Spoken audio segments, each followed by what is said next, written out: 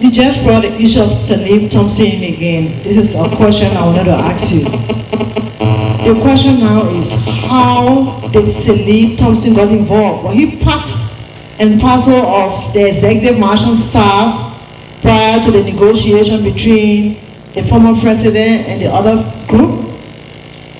And who actually is Salif Thompson? What was his position at the time? To be very much specific and very much clear and spread on records that Salif Thompson, nowhere in my life I have seen him in government. Maybe he may have been in government or around public sectors and private sectors in this country. But I only spotted Salif Thompson in the last day of the war before Doe died.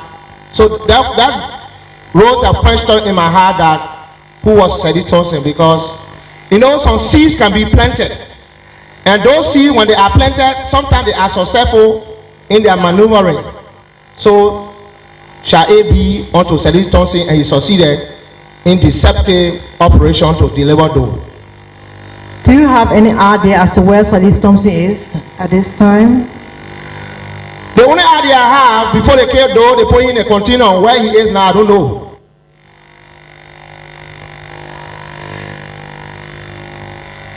Thank you very much. You talk about your father, and you said the former president Talbot was in Bensonville when a message was sent to him to come to Monrovia. And you mentioned about the progressive, but there are information, progressive were planning certain things, but there were information based on the testimony from other witnesses that the progressive during April 11 were all in prison. Thank you very much. If you read my thesis here, I did not say progressive, I said supporters of progressive. Those people that were in prison, they still have supporters, they still have sympathizers. This is what I'm trying to dwell on. Thank you. And then my sympathy for the death of your father, because he was actually a patriot. He died for the country.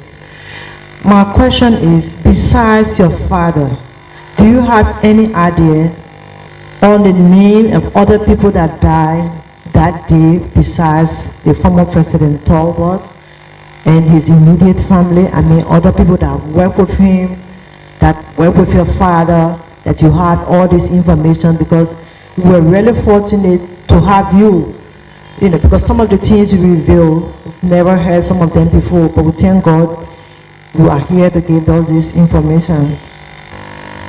Any other person besides your father? Thank you very much.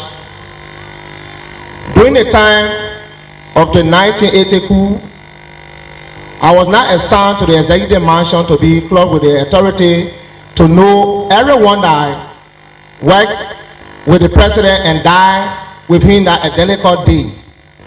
But my only concern was when my father was brutally killed, I was concerned, and I will move to retaliate, and I will cut in the interim. So I didn't recall everyone, but all those that were there that day, I can only remember Charles Riley, General Charles Riley, Okongaga, who was also killed, along with my father, are the only people I can remember, because General Riley was a battalion commander at the time, the last battalion commander before Talbot died.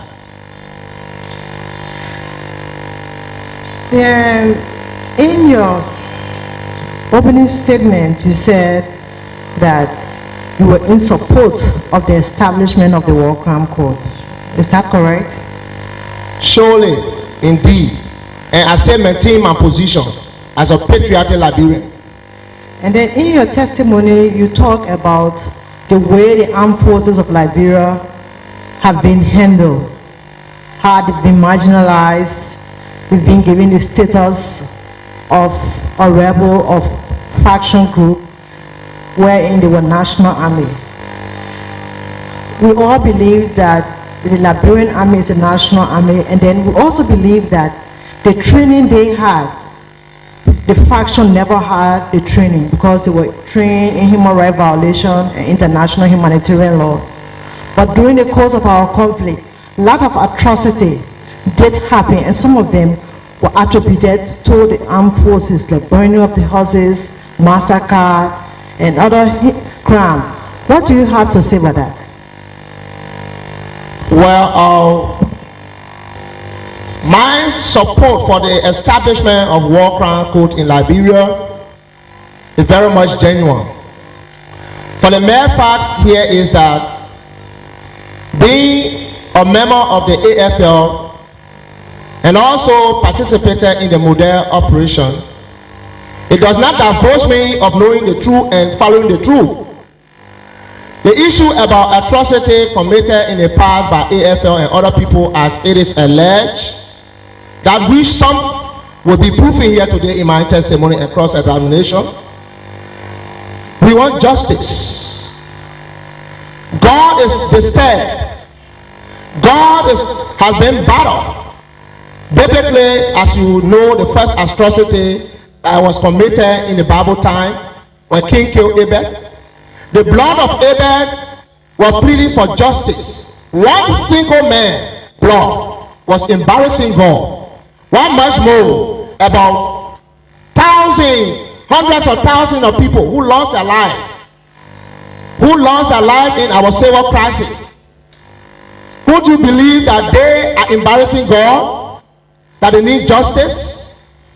And my second reason here is that if we are warring party, those of us that took arm and fought this war, if we do not support the idea of war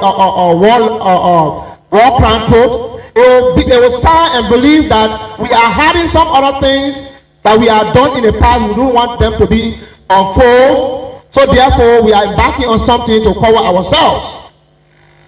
But the reason here is that if we who have taken part in the war and decided to call for this code, and the Liberian people and the international community have something against us, like a dossier to prove, because you cannot just go to the court, somebody has to carry you to the court of what you have done, the atrocity that you have committed. When those people, including some of us that took part in the war, the people accuse us and they have their proof and other things to spread on records, when we are indicted, we are not above the law. We shall go. And whosoever went to the court, you can exempt yourself by pleading or getting a lawyer to plead for you. When the court found it deemed it necessary that you are not guilty, you can be free. Sterling. If the code is not established in this country, there are a lot of wicked people in this country that we do not know. Others will do other things. They will say the war laws are say alive. They are say around here. In fact, Bleaju boy is living XYZ. So person is living here and there. Let's go and ask them and question them, cross-examine them. We got who be confusion makers that are here that are not disclosed. So if people may go to court, they will set as a deterrent to who be confusion maker tomorrow. This is my reason. We are striving and trying to advocate. Our advocacy is very clear. Our advocacy is very genuine. This is the reason why we are calling for war crime code. It is not that since AFL was marginalized, if AFL does anything that I know about to God and man, this is truth and reconciliation. If you ask me, I will tell you the fact, because God knows the truth. We shall know the truth. We shall say the truth, and the truth shall set us free. Thank you very much. Well, thank you very much. I'm moving to another question. And when you joined the AFL during the 1990 and you were trained, and being part of the armed forces at that time, can you speak to some of the violations that you know the armed forces were part of? Number one, it's good that you ask me these questions. Yes. There are a lot of violations that AFL that I was part of carry on. There were places and instances AFL looted people's houses. There were instances AFL desegregated some people. When I say desegregated, killed some people innocently. There were instances that even the Lutheran Church massacre was alluded to the AFL, and I believe that it is AFL that committed the massacre at Lutheran Church. One. Every other defense and every other statement that I will make here, I have a defense. Being a member of the AFL, it does not divorce me of speaking the truth. Today is the time of sitting to speak the truth, and the truth shall set us free. It is not that because I said that AFL was marginalized. It is true AFL was marginalized, but now we're saying I'm not a spokesman for AFL. I was then spokesman for the 2,585 men, but unfortunately 2 of my friends were killed, and coming from a warring factional background, going back to AFL to speak for them, it will have a big name and it will have different interpretation. This is the reason why I decided not to go to any of the AFL gathering, any of their meetings, even to go and inscribe my name to be placed on payroll, because I knew that the process was wrong, the process was very dull and unprofessional. The second thing I want to spread on record here, if you hear me saying that the Lutheran Church massacre was alluded to the AFL, I mean this to say, from 2 leak-up points, and you take note. 1990 AFL has a position from Benson Street Hill to Springfield Airport. The front line of AFL was where? Oho, Gay Town and other places. And Lutheran Church believed to be on 14th Street. Ladies and gentlemen of the commission, if even you do not know military and you do not know law, the rational man will know what happened. In our military, we have standard and operational procedure, the SOP, and we also have general orders that cannot change. They are standard orders, and those orders guide and direct the soldier man in terms of operation and exercising his or her duty. Order number 1 says to take charge of this post and all government property in view. General order number 1. Who is the government property? The government property is the citizen of the states and its infrastructure. So if we are regarding general order number 1 by law, then AFL should know what happened at Lutheran Church, because the confine and the perimeter of AFL at the time during the war was from FE and Benson Street Hill. Then if they are rational people are saying that okay, it is the enemy that infiltrated to come and commit the atrocity and commit the massacre, granted.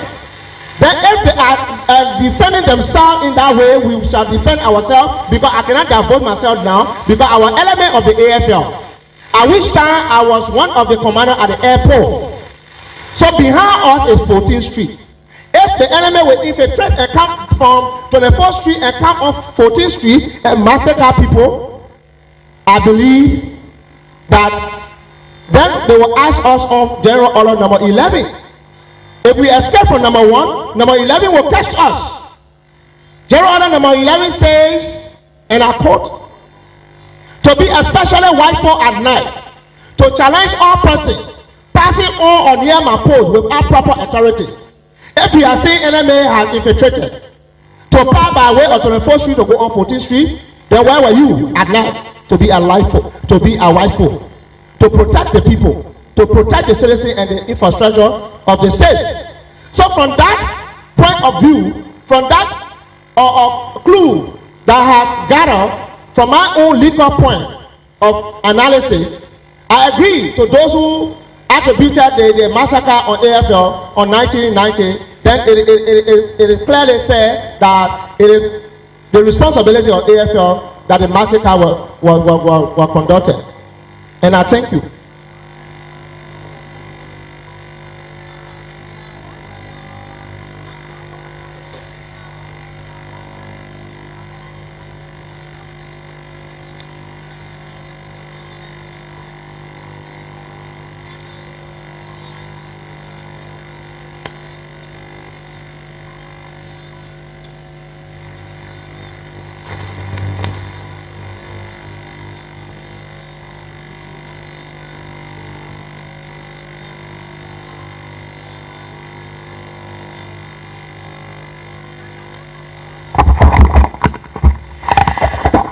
military orders is the gas line and the yardstick by which AFL operates. Every soldier man, you are free by the general orders, and you are committed and guilty by the general orders. If you do not know the general order by your operations, then you can get in trouble or free yourself. So from those 2 points of legal argument, I agree and I concede with all those who have attributed AFL to the massacre.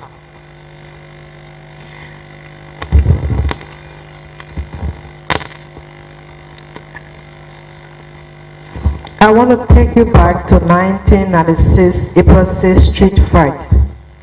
At that time, were you at the Paris in Liberia? April 6th street fight. I was in Monrovia that very day. I was free from prison, from my sincere arrest and my honest detention, and I know what happened and what are some of those things that I experienced and my encounter. Could you speak to us on that? The April 6 operations, it was something that was very much dramatic. And it unfolded on April 5.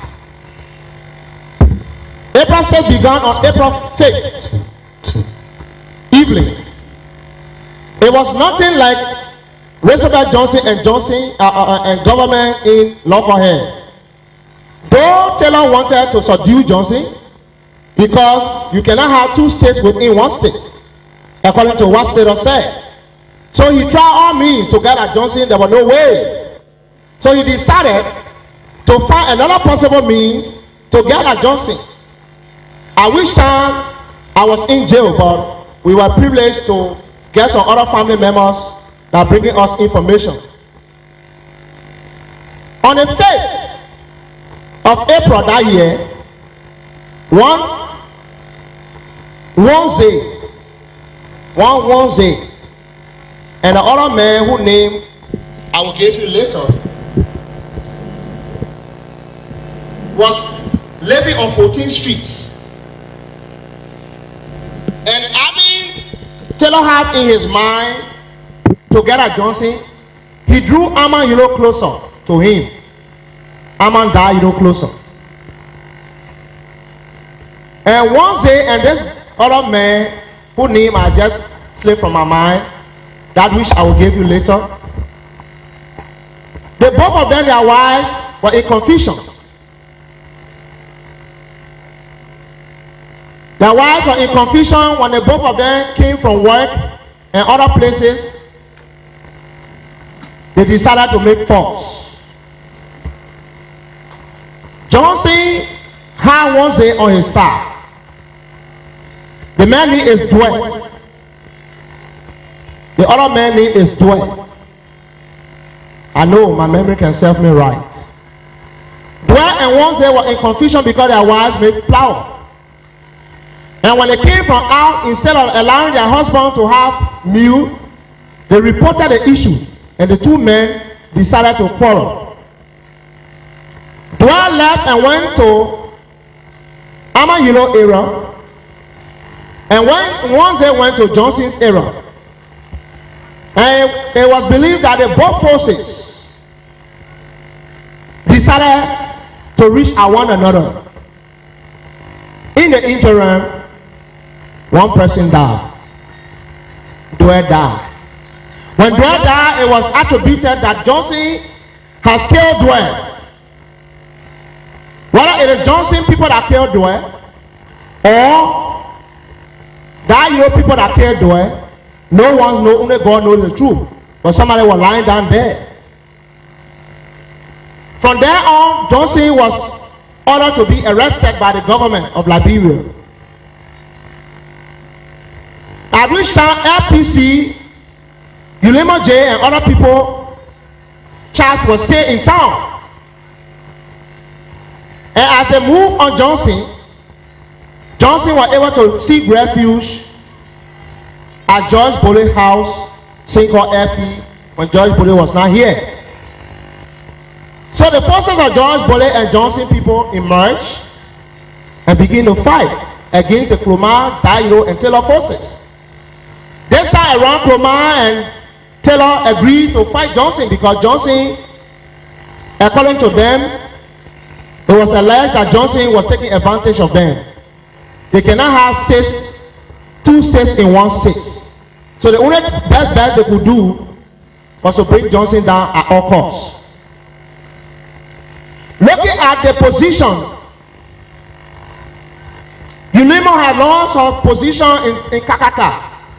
LPC is no more having a base, fighting spread over in Monrovia. The only best they could do is to seek refuge in the Barclay Training Center. So in the Barclay Training Center, we have the AFL, the LPC, and UNIMO J. And when they came in the barracks, the authority in the barracks welcomed them, and the three group of people were in the barracks. From there on, April 6th begin to fight, and the street fighting begin to spread out. These are some of the information I can provide for you. For now, even if you ask me a question further, I will elaborate. Actually, I wanted to know about the Episcopal Church massacre that happened during that time. Do you have any information? Where the location of the Episcopal Church? Johnson Street, around Johnson Street there. Yeah, Camp Johnson Road.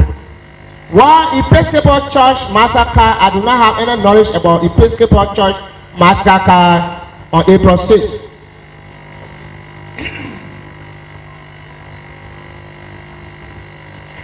Now, you mentioned in your testimony that after President Doe was carried to the port and what happened to him, we all know it's public knowledge.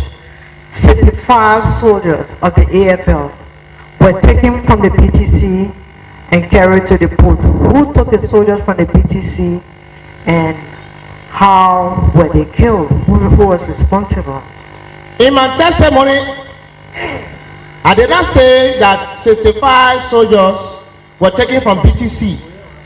I said trucks were brought from the ecomog base, announcing that the Nigerian president had in mind to carry Doe immediate family to Nigeria. So people should get on board. Ship is awaiting them at a free port. The 62 people I accounted for were the people that went to the port with Doe, and they were disarmed and they were killed. And those trucks that carried the people also, they were carried and videotaped and identified prominent Granadians and other people who believed to have been Granadians. They were also killed, including Thomas Tote and Peter Thomas. Thank you very much for that clarification.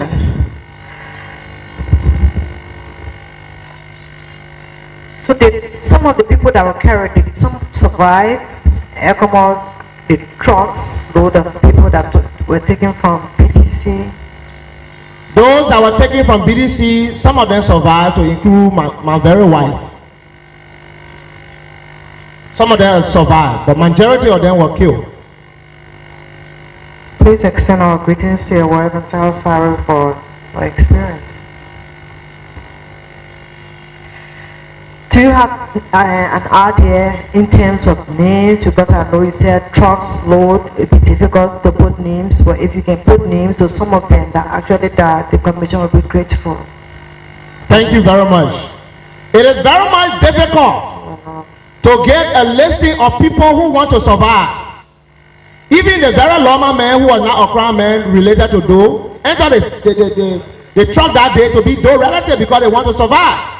So I cannot identify all those that went by listing and to identify to know them who all died. But before me, people entered the truck from the executive mansion and BTC and went And right after they left, another truck and ammo tank came with Second Lieutenant Prince Johnson to have entered the executive mansion by opening a suppressive fire to take power by force. ECOMOG again. And I submit.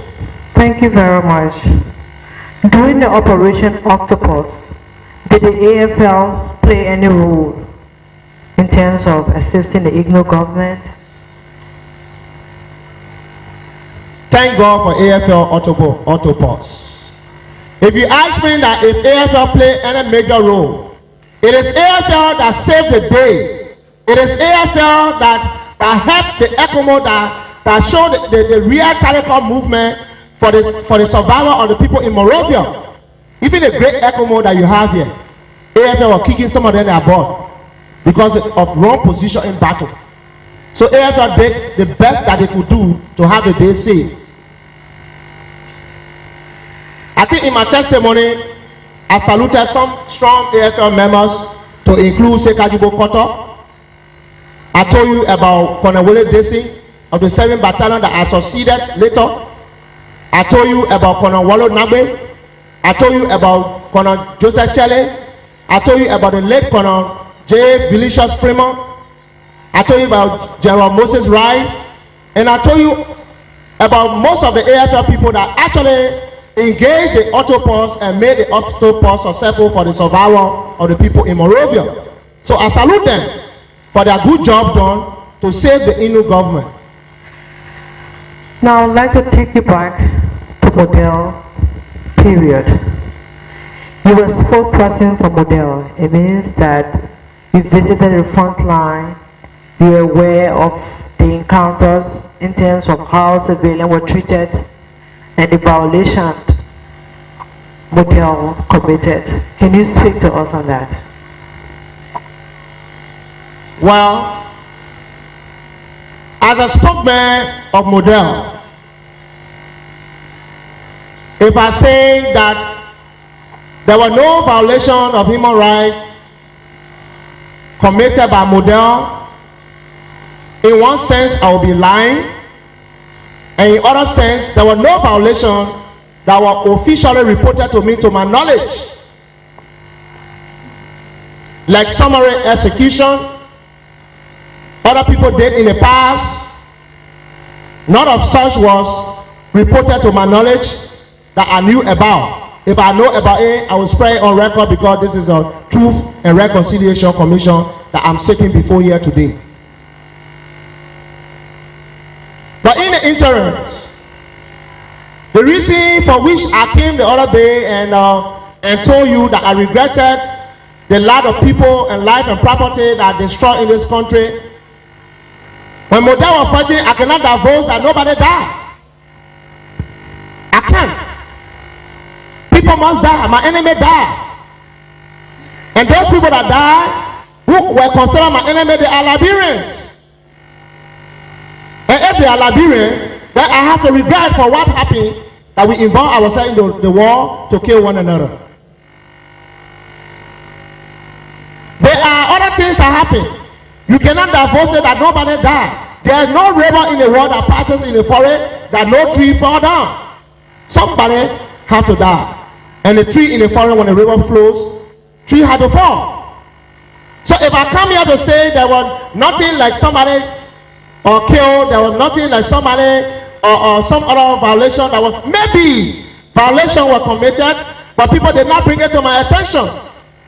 So I cannot bluntly come out here and say, honorable commissioners, that nothing of such happened, but it did not come to my attention. If it have come to my attention, to God and man, I'm a God-fearing man, I will tell you the truth. Thank you very much. Thank you. And acknowledge the fact that in your opening testimony, you extend sympathy to all Liberians for what happened. And now you are a man of God. What do you think, or what can you say in terms of reconciliation? How the people of Liberia will be able to move forward? Can you say anything on that? Reconciliation first needs sacrifice. Before God reconciled with man, he sacrificed, reducing himself into Godhead as a son to be a sacrificial lamb for mankind. If we do not sacrifice, reconciliation will not work in this country. What do I mean by that? We should first of all reconcile with ourselves, knowing our position, reconciling ourselves by teaching our minds and our attitude, reconciling with ourselves by befitting ourselves in society and not boasting around here for what we have done in the past. Then the true reconciliation will be projected. And I mean this to say that reconciliation without justice, reconciliation without genuine fairness and truth, we are just wasting our time here, and the 12 million will just go free. Thank you very much,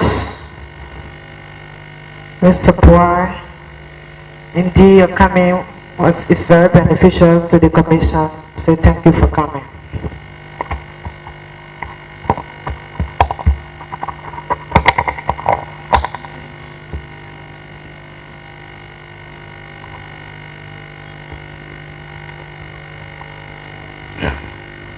Good morning, Mr. Witness.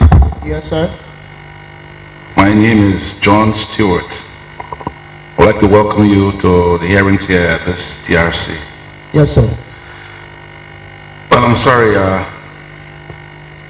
for health reasons I missed your presentation. But sitting and listening to what you are saying in response to questions from my colleague, there are just a few questions I would like to ask for clarity.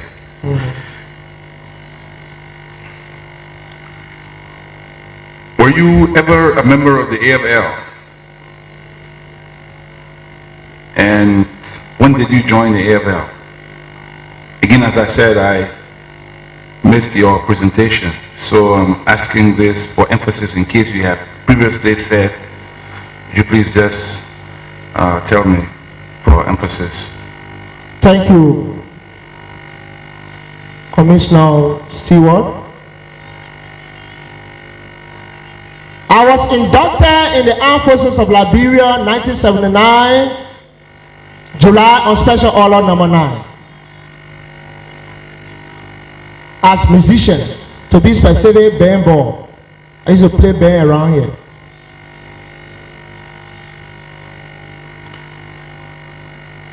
What was your last rank in the AFL? My last rank in the AFL before I found myself in the rebel fashion model, I was a major in the Armed Forces of Liberia, which is a field grade officer, and also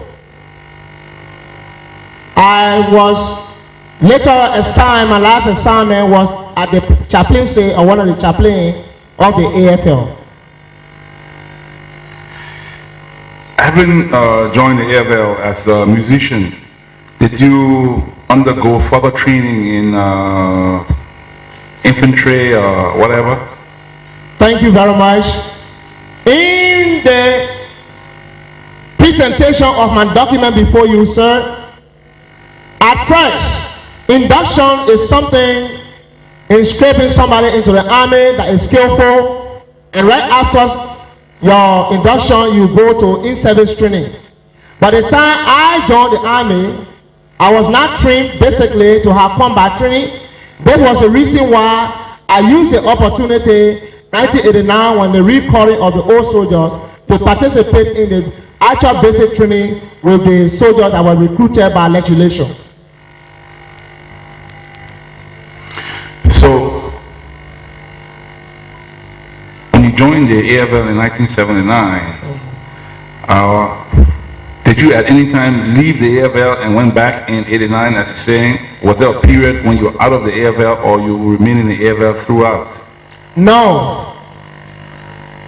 I inducted in the AFL 79 July. I remained there until 8 April 12. And after I was arrested because of my attempt to do something, I left the AFL on acting without leave, AWOL, until the recall of the old soldiers were effected by the president and the legislature. So while you were on AWOL, were you in Monrovia, or you were out of Monrovia, you were out of the country on AWOL? AWOL, it doesn't mean you go out of the country. You can leave unceremoniously. It's AWOL. It was not official. In the military, you can enter the military by recruitment and enlistment. You can enter the military by induction, and you can get out of the military by what? Dishonorably discharged and honorably discharged. So there are two ways to get out, and several ways to get out, and two ways to come in. Sometimes you are discharged for general worthlessness. You are dirty soldier. You are not decent soldier. The civil authority can decide to put you out. But when you are AWOL, it is something that you decide to leave on your own without leave. So if you leave, you can be somewhere around doing your private businesses and living your private life. So when I left, I was living my private life. And if you read my dossier here, you'll get to know step by step how I left, what happened to me, and what I've encountered and my experiences. I submit. So you entered the AFL, and then the following year there was a coup. And as you say, you were trying to do something. Again, my apologies for being absent when you made this presentation. But how were you personally affected by the coup? And then, as a soldier in the ranks of the AFL, in the band unit, which was based at headquarters, I suppose, in the BTC, did you pick up any information that there would have been a coup? Was there a general information that there would have been a coup and to have been led by those who emerged as leaders of the coup? Did you have any kind of contact with them, so to speak? Well, no. I never had any contact, but unfortunately, in the process, my father died. And in revenge to the death of my father, I made some attempt and it was exposed. This caused my arrest. Your father was a soldier? My father was a bona fide soldier who joined the army in 1954. And he was special attendant to the late topple. And he died with topple and buried with topple, and he was not recognized. Is he, or was he the same person known as Railroad? No, Railroad was different. Railroad was different. Captain Railroad was different, and also our child really was different. My father was not Railroad. Can you say what your father's name was? My father's name was Boy, which is my name. Boy Bebo. He was a captain, special attendant to Topple. Okay, you talked about the Civil War of 1989, when all soldiers, former soldiers, were ordered to report, and you responded to the order, and you did undergo training. And after that, where were you deployed? I was deployed in Grand Bassa and Lower Nema County. Now, as a fighting man, soldier on the front line, the rebels, or the NPFL, launched its attack on the 24th of December 1989. I don't know which month you were called up, but eventually you underwent further training and was deployed. How can you say could have been reasons why the rebels seem to have advanced so fast, so quickly?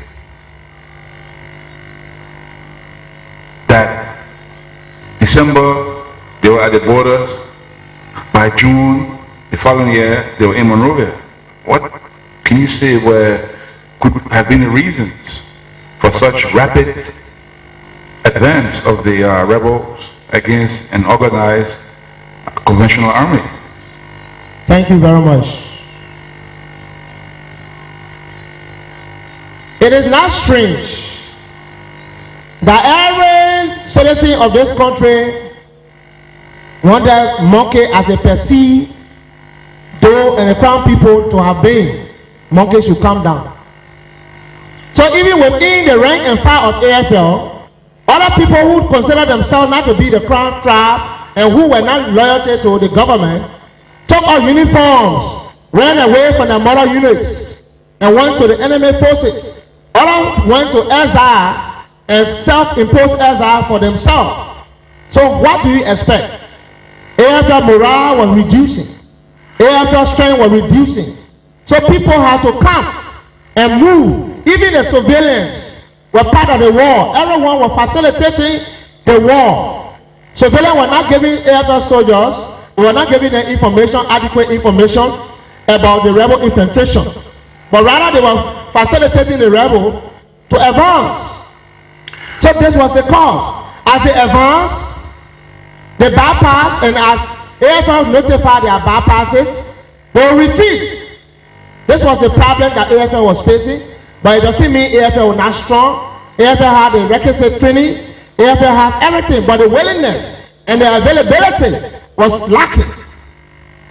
But there are some members of the AFL who complained that at that time those who were non-crown had been virtually marginalized in the army, and that operational commands were being issued in crown and isolating and marginalizing the rest of those who were not crown. Can you speak to this? Thank you very much. Well, I have no information on that. By right, we have so other different tribes in our midst, and they were very much committed. Those who gave you those testimony are the people that deserted the AFL during the time, the heat of the war. But there are other things that happen in the AFL. A lot of things, even more than that. But it was not command execution was translated in the crown dialect. No.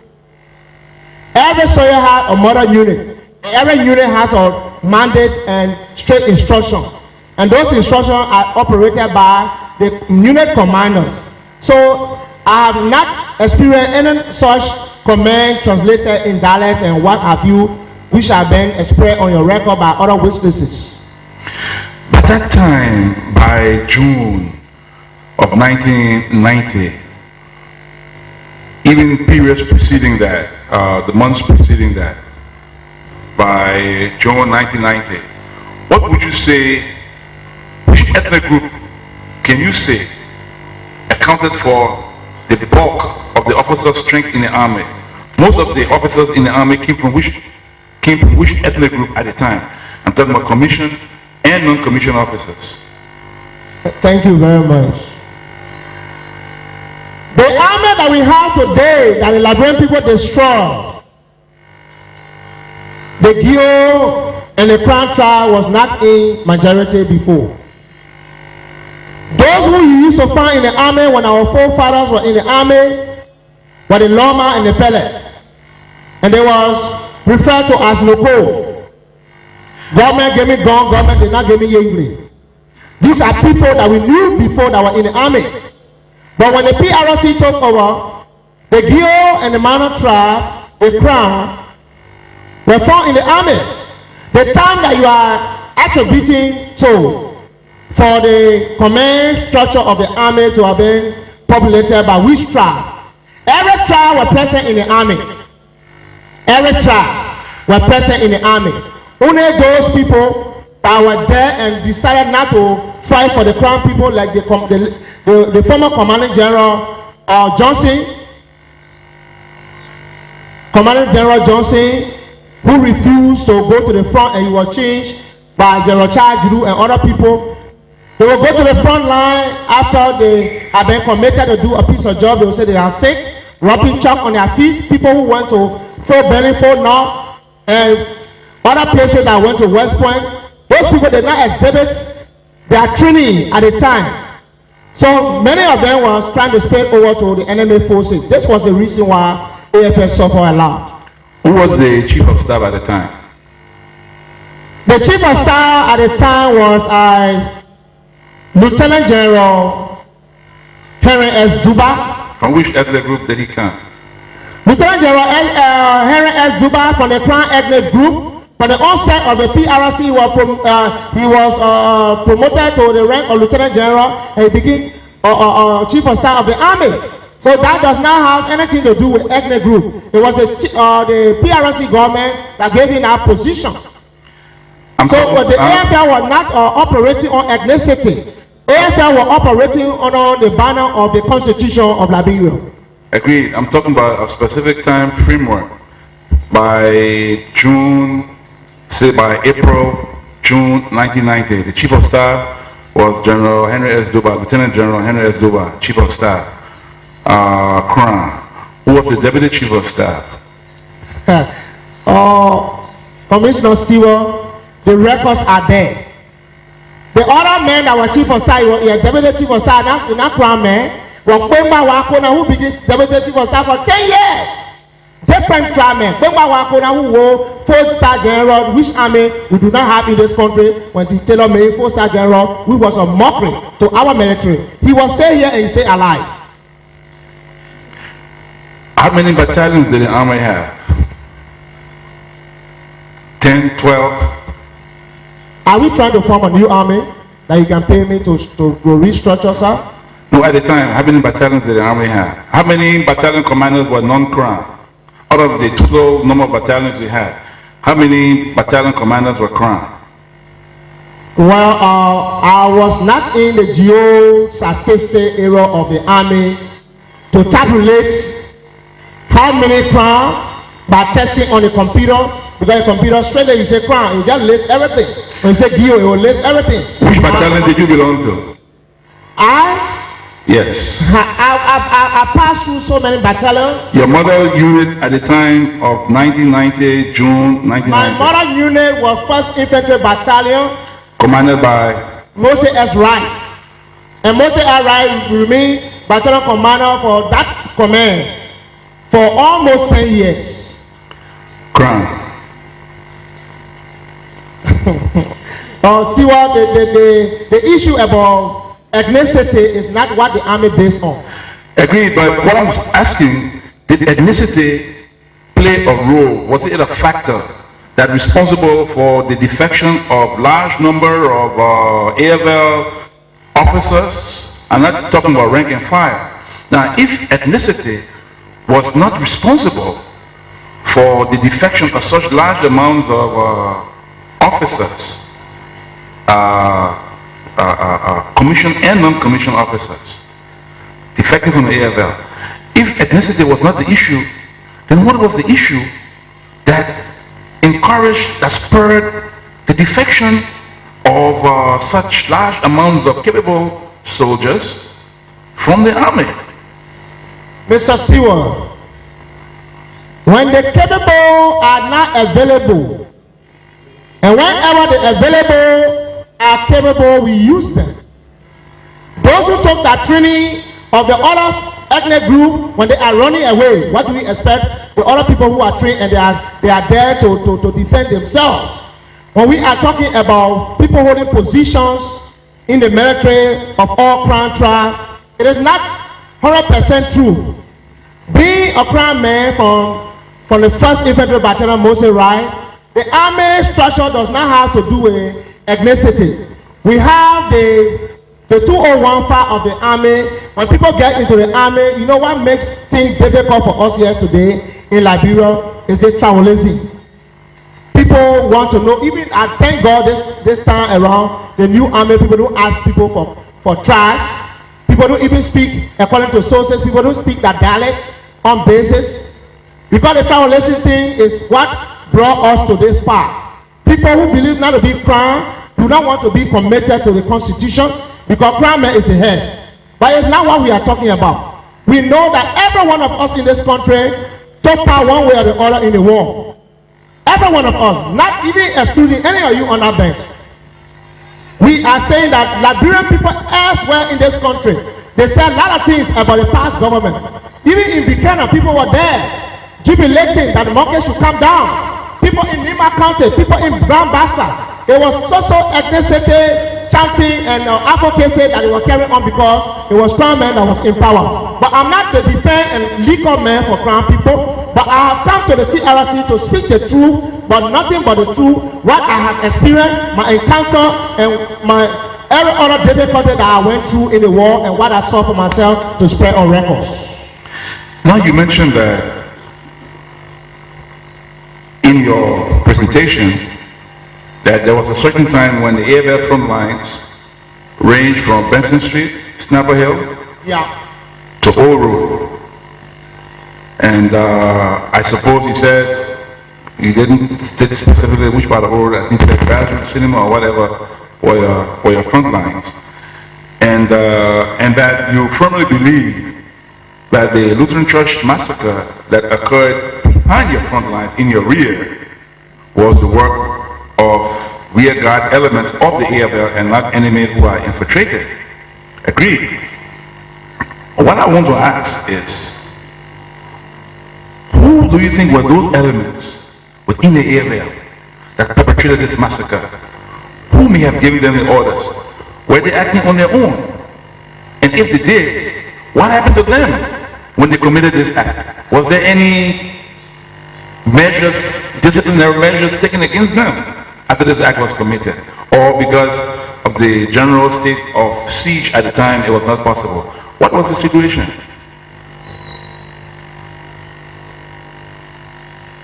Commissioner Stevens, I think and believe from the same school of thoughts that you have derived from here where I have come. The chaps of the AFL that committed the atrocity that is alluded and attributed to the AFL, I'm saying the same thing and believing the same way that you have expressed your thoughts. If AFL have a protective guard between Springfield and Benson Street and massacre carry on, and nothing was done by people aborting such a massacre, then I have a problem. This is a problem expressed on records. So I have the same doubt, because if we believe that AFL didn't do it, then what was our action? If we believe that AFL wasn't the one that did it, then we reacted. What are the culprits? This is my question that posed on my mind to reduce this on the records. So I never had any information of AFL getting the culprits, AFL preventing the occurrences, and what have you. So this is also my doubt. This is the reason why we are spreading on records. Now, who was the commander of that sector? The rear guard commander of that sector, since they were behind the front lines. Who was the rear guard commander of that particular sector in which the Lutheran Church and adjacent areas fell? When we were at the front line, from 24th Street to 12th Street, was commanded by one Colonel Tele. It's not dead. Colonel Tele is dead. And he was killed by AFL herself. And that area that he was responsible for, the Lutheran Church, you say from 24th Street to which street? 12th Street. To 12th Street. So that means that there were those acts happened in an area that was under his control. Who was his executive officer? His executive officer? Yes. One Joseph Bawe. Where is he now? I don't know. Since the returning of Mabel coming back home, I don't know where is Bawe. Is he still alive? I don't have any information about Bawe. AFL people do not live together. Everybody has their responsibility and their individual family. So was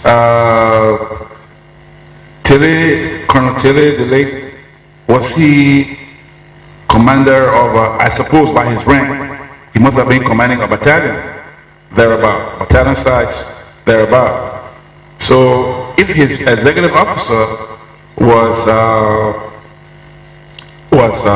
this Major Bowie you referred to, who were the other officers on his command staff? Well, I did not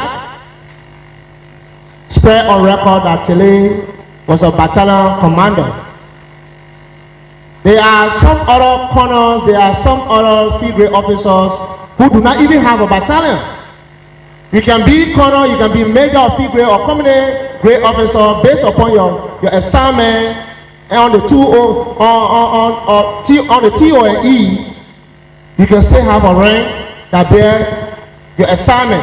So, Telebe or colonel, it doesn't mean that you are battalion commander that I have to inscribe on record here before you honorable commissioners that his executive officer, his SD, his S2, and what have you to be elucidated here today is impossible. But if he had command of 24th Street to 12th Street, meaning that he was in charge of a specific operational area.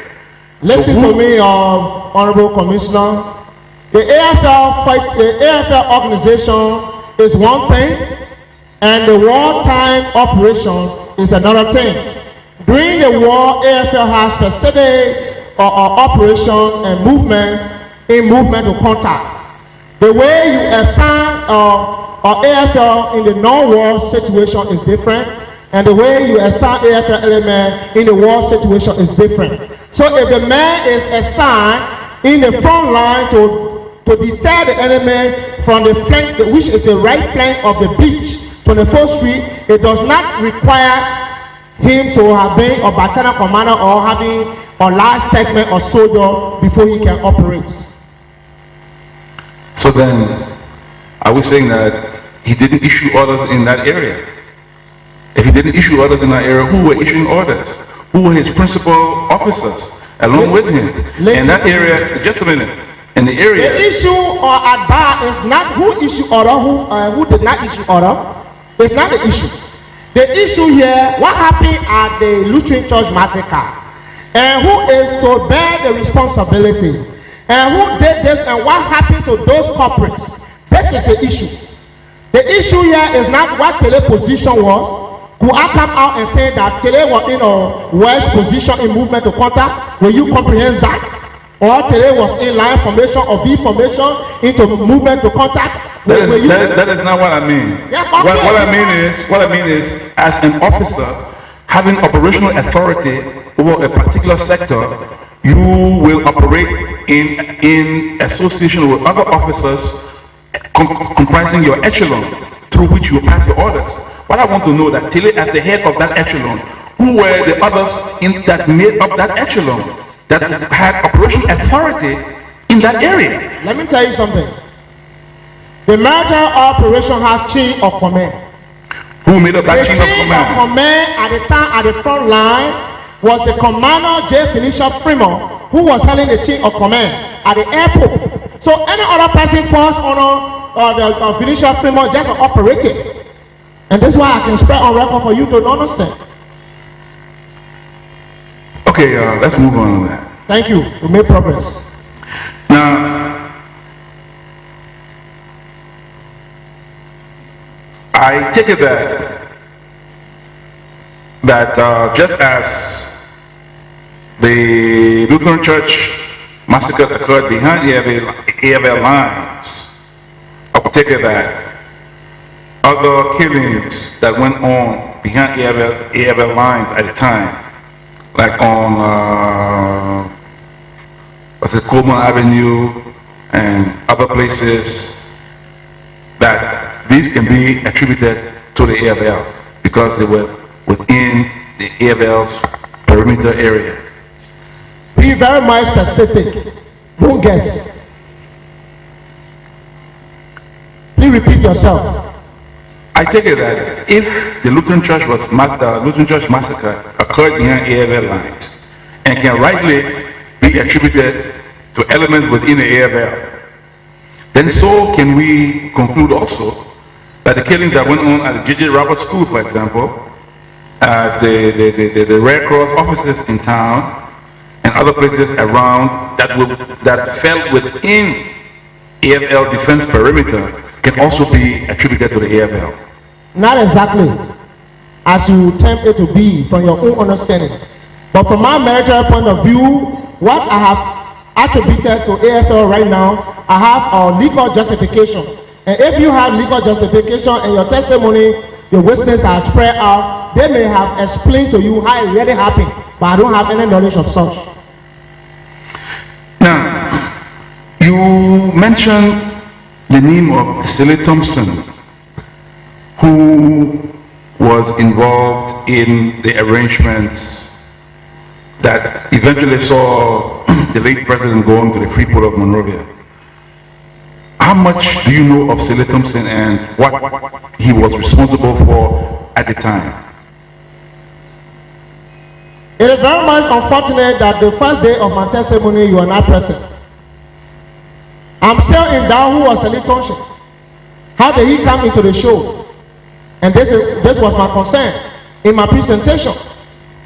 The last days of before those days, it was the only time I saw something in my life and was negotiating some fixed meeting with Prince Johnson and other people. That's the only thing I know about Silly Thompson. Best known to my knowledge. Now, the president was very close to a number of individuals who were non-crown. Like he had his personal physician, Dr. George Wonge. I don't know whether he's alive or whether he's still around or wherever he is, but I do know he was non-crown. He was the president's special physician. He also had Johnny Paul, Assistant Minister for Special Services, and he was killed. Who may have ordered his killing?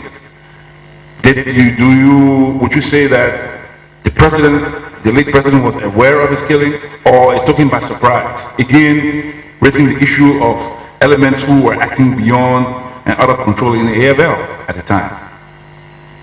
Personally, I knew who Johnny Paul was in regards to those relationships.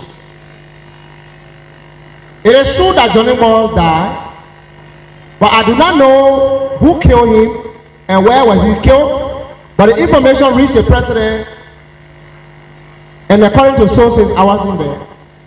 The president cried and regretted why his friend and brother Johnny Paul would die. I believe that the president had no reasons, or for no reason he may order such a prominent friend of his to be killed for nothing, for no reason. Other people perceive though to have been a bad person, wicked, the most wicked person, the most wise person in this country. But the face of a man does not determine his deeds. That's the problem that we face in this country. So now, it is possible that at that time, there were elements within the AFL who were acting without the authority.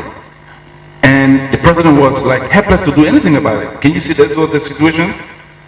I am saying that I do not know who killed Ball. Whether it is AFL that killed Ball or the enemy forces that killed Ball. The position of Ball that I cannot adequately tell you where he died. Then I will know, if I tell you where he died, I will know who killed him. But how do I attribute it to AFL? Then I do not know where he died. But this was somebody who was, okay, not necessarily AFL, because you had SSS, you had other security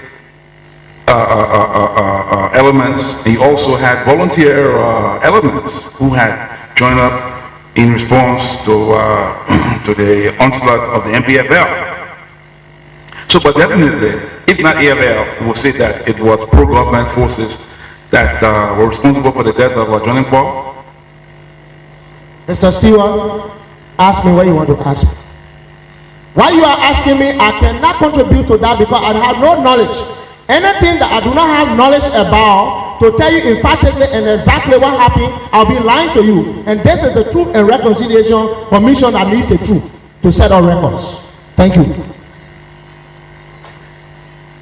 At that time, were you deployed at Springfield or where? A good I will keep the time, almost 12 or after 12.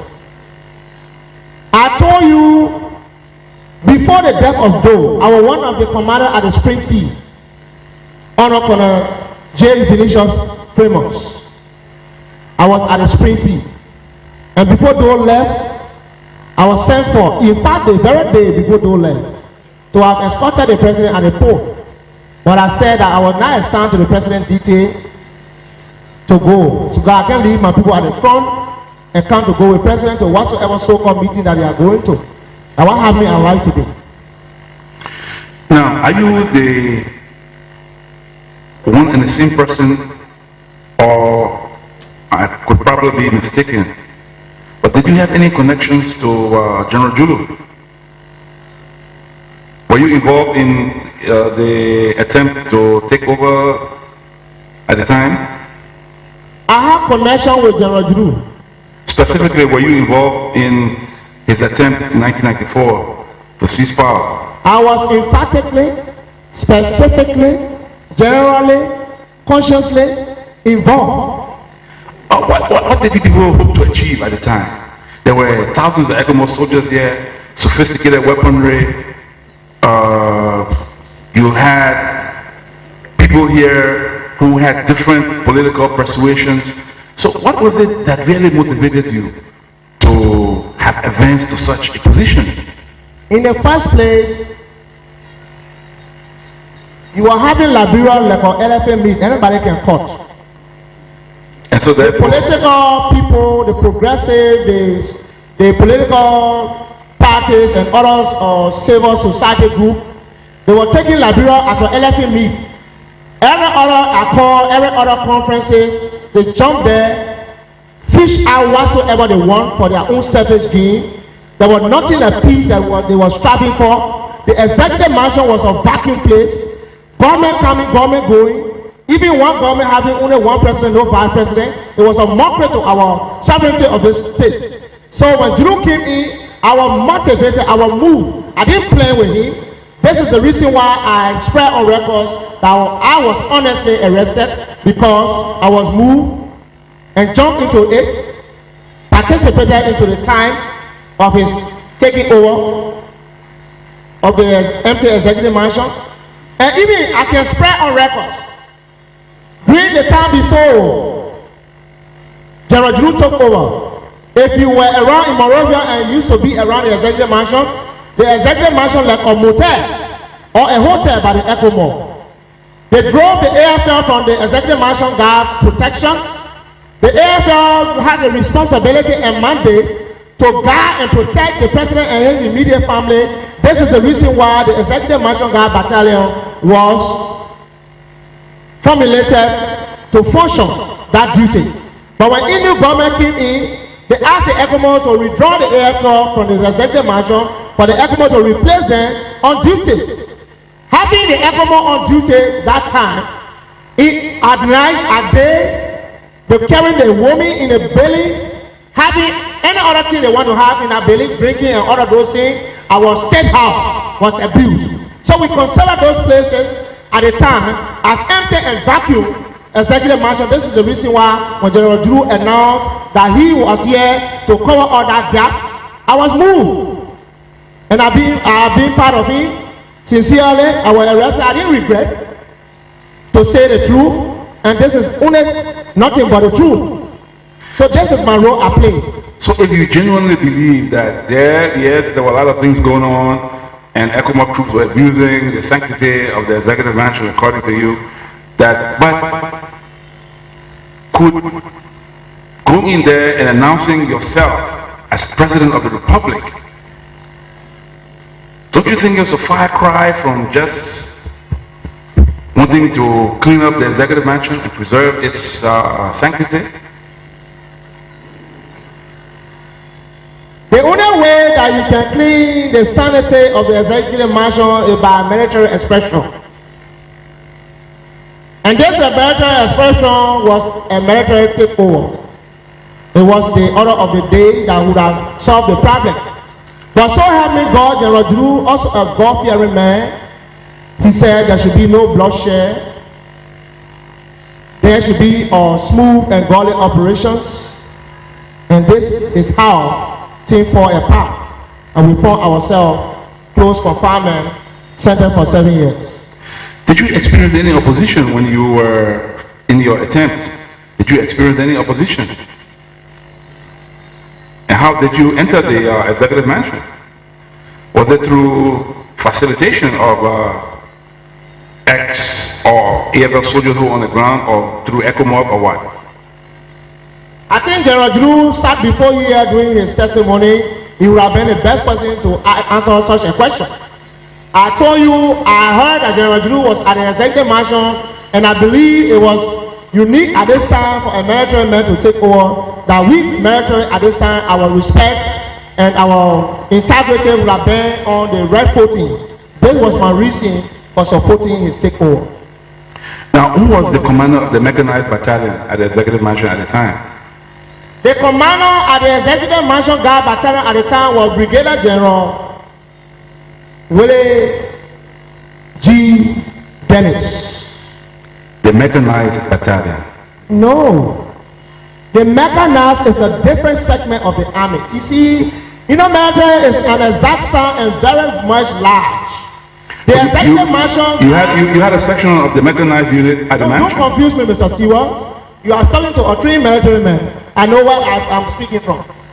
I am saying that the mechanized is forming part of the executive mansion, is not the battalion. The mechanized unit is within the battalion. The mechanized has to do with heavy weapons. Who was the commander? Has to do with people who are versatile in formulating and facing heavy weapons and moving and operating heavy weapons. So the mechanized unit is formed within the battalion. Who was the commander at the time? For the mechanized unit? At the time General Drew entered the mansion, who was the commander of the mechanized unit within the executive mansion guard battalion? The mechanized unit, which was a single unit, not a battalion, was commanded by Edward Tiwe.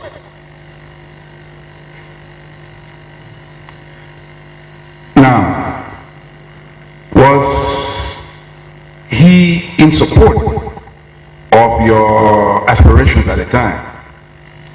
General Drew was the best person that you could ask. Now, if you say at the time that he had ordered there was no bloodshed, how come there were weapons of the mechanized unit, heavy artillery, fully loaded and ready to fire? Who were they attempting or preparing to fire at? Who fire at who? Loaded and ready to fire. But who would they have fired at? Who fire at who? I did not fire on record that anybody fire. If you read my testimony, maybe you have some conceived questions that you want to entrap me, but it's not the prepared soldier you are talking to. I did not say at the time of the fall, at the time of the incident, yes, when ecomog took control of the executive mansion, journalists, the press were invited there. Mm-hmm. And there on display was a heavy artillery piece already loaded, and that would have been fired. Thank you very much. Who was it intended to be fired at? Or Thank you very much. The executive mansion is a battalion that has, after the death of Doe, we have over millions of rounds at the mechanized. And all the heavy weapons were mounted as it was in their previous position. So if you met any arm mounted, it was in a previous position. This is a battalion that protects the sovereignty of the state house, and the heavy weapons had the deployed position.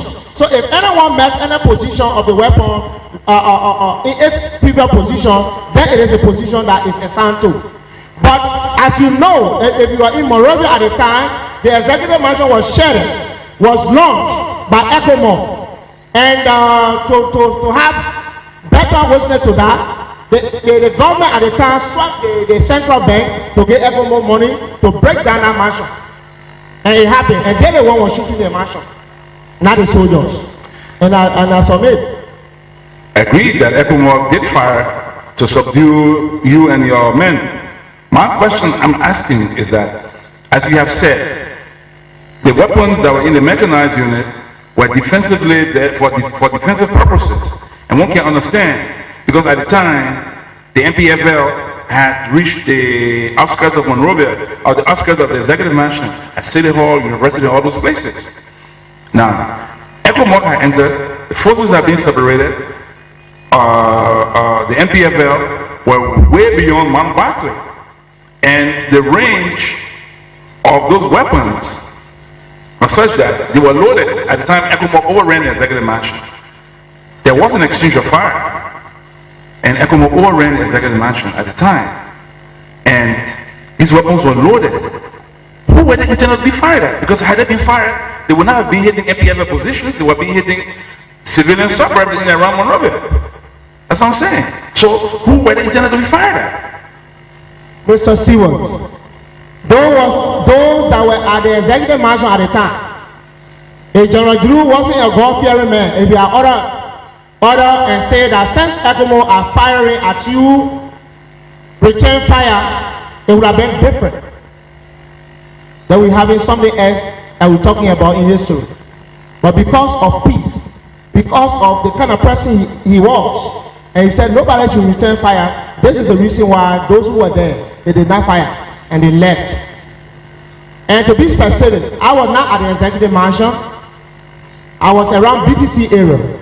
So if you ask me more about BTC, I will tell you. Granted that they may have fired, it would have been different.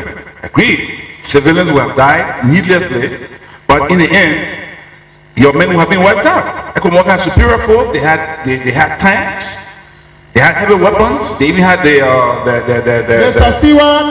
self-propelled artillery, they had jet planes, so they could have easily destroyed your force. So don't, saying that, yes, you could have taken the option of suicide, confront ecomog, but what would have been the result?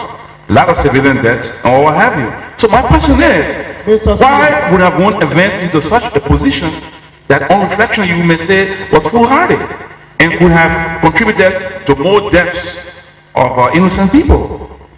Mr. Stephen. Yes, sir. Sometimes in some operation of the military, we don't operate on sporadic firing, just firing because you want to fire or you have a supply. So if you're speaking in terms of that, don't force me to explain something as if I'm boasting of AFL. I'm not AFL. No, we just want the facts. Give me chance. I am not AFL defense. I'm not their defense counsel. But what you call me here for, ask me exactly what you want to hear from me. Because if we are going in depth to defend why those heavy weapons were loaded and charged, I would like to tell you on record here today, thank God that things didn't go the way people wanted it to have gone. I want to spread on records. Those days, ecomog that I know could not make it with AFL. With all the their international support, they can't make it with AFL. And that's why you want to hear from me. And I thank you. No, if this were the case of the AFL being such, then being so powerful, how come is it that they were driven all the way from Buto to the gates of the executive mansion? But that's another argument. Now, I would like to as part of my question there was that because the period in between had been long, who gave the orders, load those weapons, put them in readiness position for firing? Who gave the order? Was it General Julu? Who?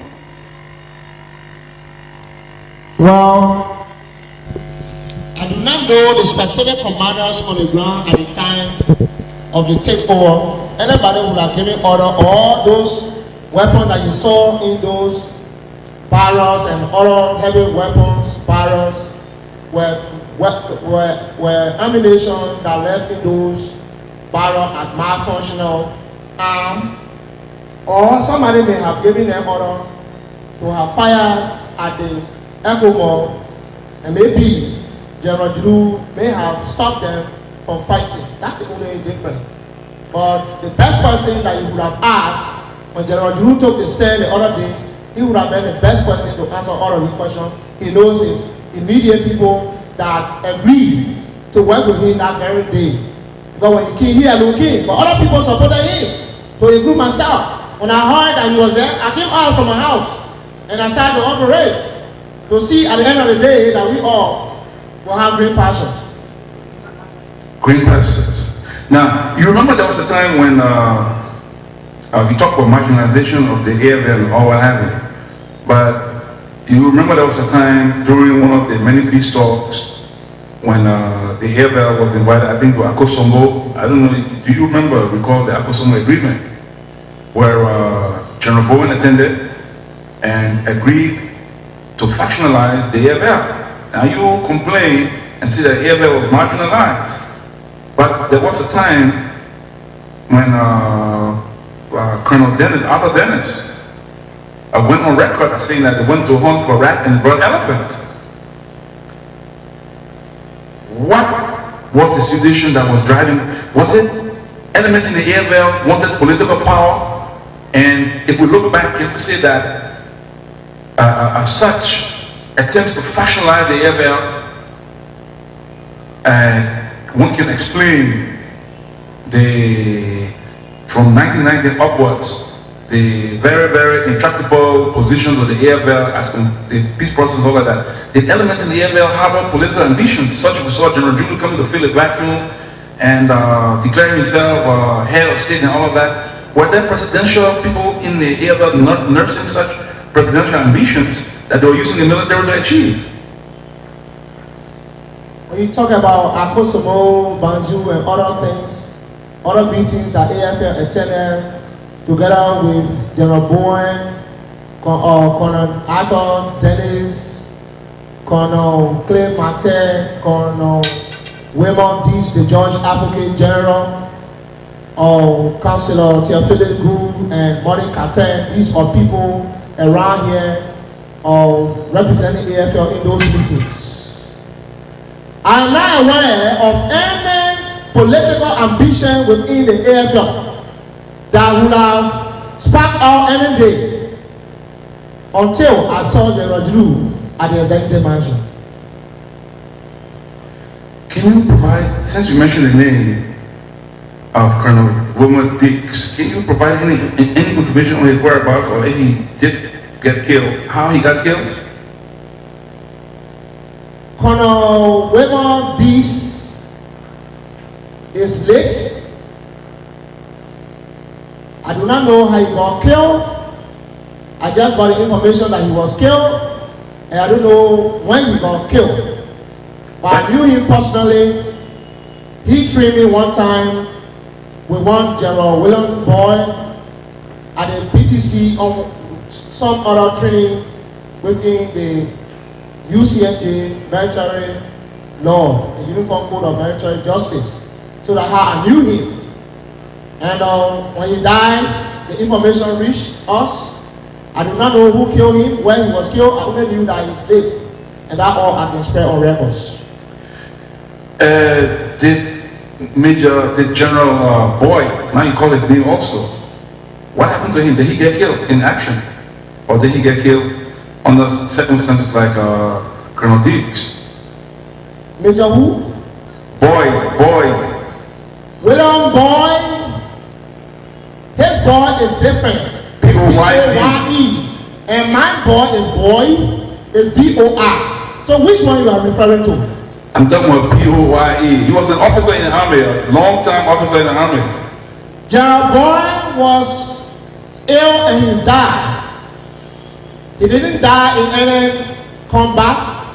Neither did he die by any other persons. How about Colonel Chris Doe? What happened to him? How was he killed? Well, I don't know much about General Chris Doe, sir. But you knew him? I don't know what killed him. I don't know where about. I've not seen him since the war. He was in Monrovia here. Being in Monrovia, he and my son are living together. Can we attribute his death to elements within the AFL? How unfair will you attribute the man's death to the element of AFL? He was a ranking officer, and within the perimeter defense area of the AFL. For AFL to have the responsibility of his death, what killed him? Do you know the spreading of records? You are a member of the AFL. I'm asking you, do you have any information? What may have befallen General, at the time I knew him as a colonel, Colonel Chris Doe. He always used to shave his hair clean. You knew him very well. He used to sport a mustache. He was killed. Mr. Stewart, Honorable Commissioner, I was not in the AFL to collect data. I was in the AFL to do my assigned duty. And the reason I spread on record those things, I told you before I introduce myself, I will firstly tell you what I've experienced, my own encounter and the difficulties I went through the war. And exactly is what I wrote and gave to you. Outside of that, you are with the opportunity to ask me any question because I invited you to ask me any question that you are doubt of. But that does not make you to ask me questions that I do not know about to force me to lie. And we are before truth and reconciliation. The truth I'm telling you is only the truth. Okay, now we should fast forward to Model. Where was Model organized? Who were the organizers? I told you on record that Model did not come from heaven as manna from God. Model came from somewhere. Where is that somewhere? And the somewhere that the Model came from, it was someone named Yaya who brought the idea and sold that one day we should come home. And when the idea was sold to some of us, I in particular, one time he visited in Cote d'Ivoire, and he told me that he tried to talk to Taylor that he could not make it. He was going back in the diaspora. So one day, when God agreed, he will fight the man. So I said, if anybody can take me from exile, it will be fine. So when this guy went back to the diasporas, luckily for us, I told you on records, sorry that you are not here. I said, Taylor instructed Benjamin Yete and Jack the rebels and they attacked Cote d'Ivoire. We were caught between the seasons, either to die or to survive. As a refugees, the Ivorians could not even trust us anymore. They were killing some of our brothers and sisters. Some of us were protected by community dwellers. Some of us were protected by people who know our trial records. To find ourselves safe, and the safer way to do it is to get on the easier side. Nobody wants to die before their time. God gave us 70 to live, and after the 70 year is bonus of blessing. So could you look at yourself to die a premature death? Model have to move, and we move to where we are today. Other people are the Hague. Thank you. Who provided you ammunition and logistics? Where did you get them from? When I spoke, one of the last meetings I had in Ghana, when I spoke to Kofi Achiado of BBC in Ghana, I told him that General Ruth Mayton, I also told him that Minister Daniel Chie supply us. How do they supply us? They didn't supply us physically. I want to spread on record here today.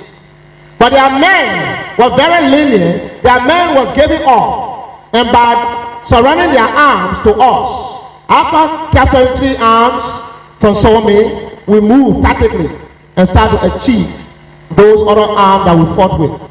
This is how Model operated. What were your operational links to the Ivorian military? Well, I don't have any knowledge about operational link with the Ivorian military. Witnesses have testified to this commission that Model fighters had free passage in and out of the Ivorian territory. Liberia had free passage, but not Model. Model never operated. Model fighters with the AK-47s, free passage in and across the border. I said Liberia had free passage in Ivory Coast, but not Model. Model never operated in Ivory Coast. Let me spread on records. Now, Model is known to have been in possession of several heavy artillery pieces, one of which you had around the Buchanan area, they call it topple. Go ahead.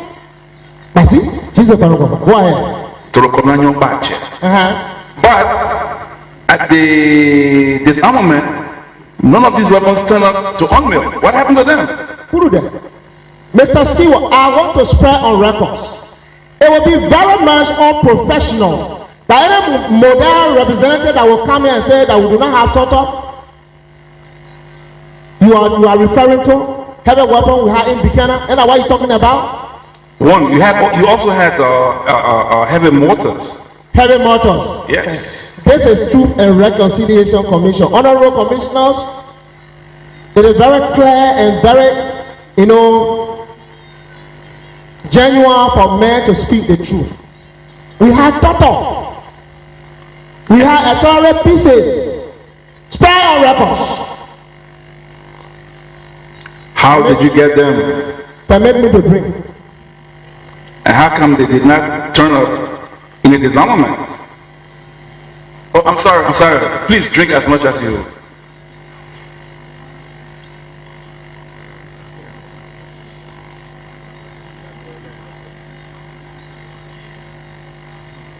Thank you. Those of you that are opportune to read military books, there is nothing in military manual that has to do with mechanism, heavy weapons, and what have you.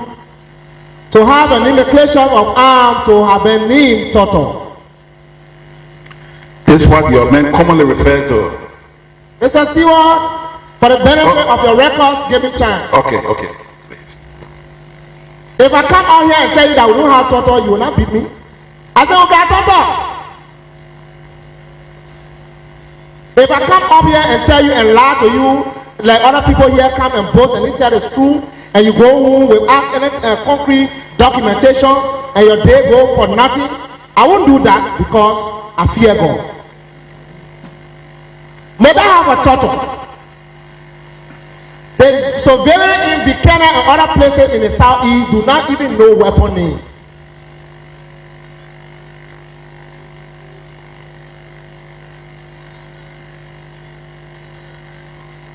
The topple that they are referring to is a fabricated arm that Model herself put together. Very powerful arm. Put it on records. It's a combination of old wheelbarrow, old wheelbarrow, old drum, you cut it in the center, bowl it where the barrel of the weapon will pass. And the water container, you open it and put it around the weapon. If you put BAR or M16 on automatic, when it sound off, with the OGR blanket over it, it will jump 2 feet, and it will talk like a dragon. This is the weapon displayed in Buchanan. People were afraid of when they're talking the dragon.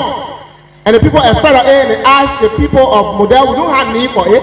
Somebody because you put a machine gun inside, when you start talking fearfully, what kind of name will get it?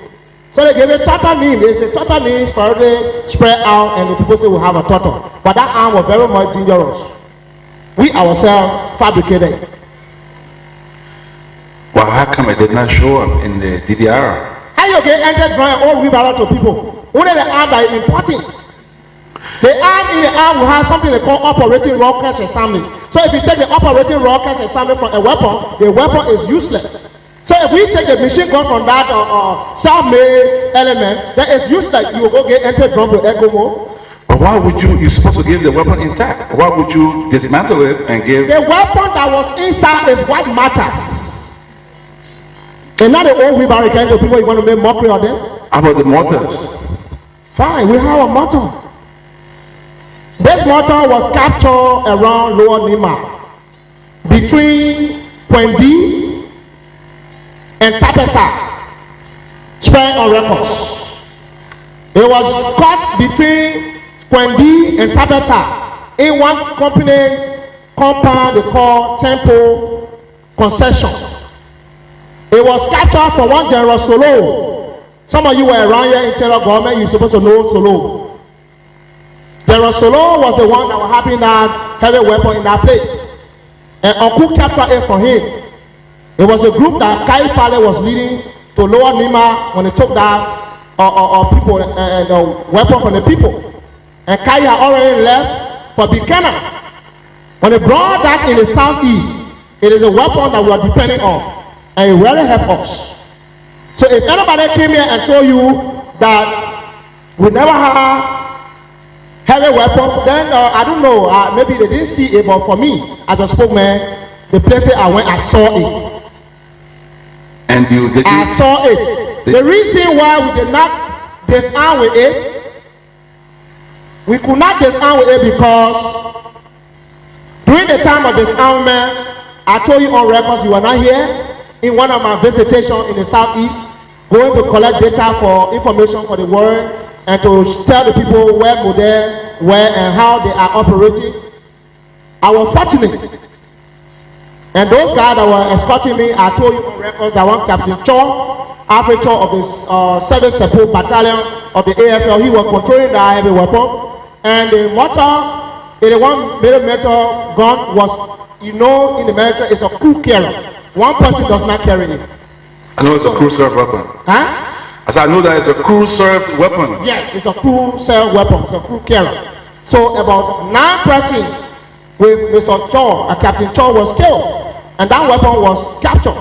So the same way how we take it from Solo and we're using it, it was helping us. Thank God the war did not go far off. When we came to cutting tree, and the people told us to stop, and we stopped. If the war had continued, maybe we would have gotten some more. But the very one that we had was captured to RTR Junction, and Cho and others died. And I have to escape by survival invasion escape SEE, for which you have me here testifying. So, but you did you turn it into Unreal during the DDR? How we turned it to ECOMOG, when they recaptured it, the same letter that spelled sweet, they spent 700 days and I lost 10 men, and their weapon was carried. Okay, now, in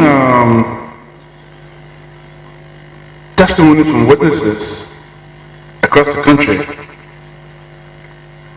most people that spoke to this commission about Model's activities indicated that looting was something like a code of order for Model. That they looted everything, including old sacks, from old tuna sacks to whatever, and almost everywhere. How can you account for this and other human rights abuses?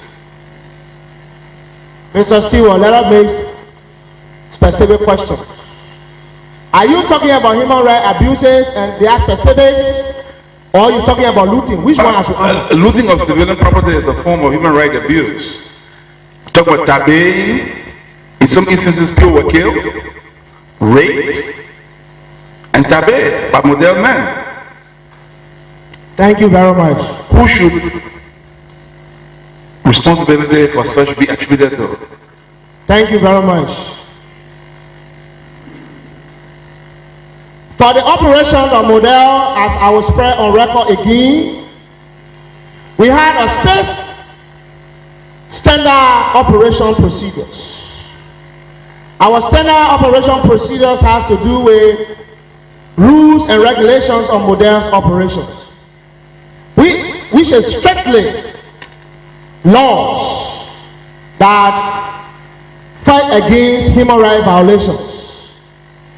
And it was announced to every county, the 7.5 county Model took over within 3 months, that anyone found any soldier looting, anyone found any soldier committing atrocity, when such report comes, such a soldier will be executed, signed by the chairman. Which special operation procedure copy he may have, if he still have it, for record sake for a children unborn. But I know these were spread in that document.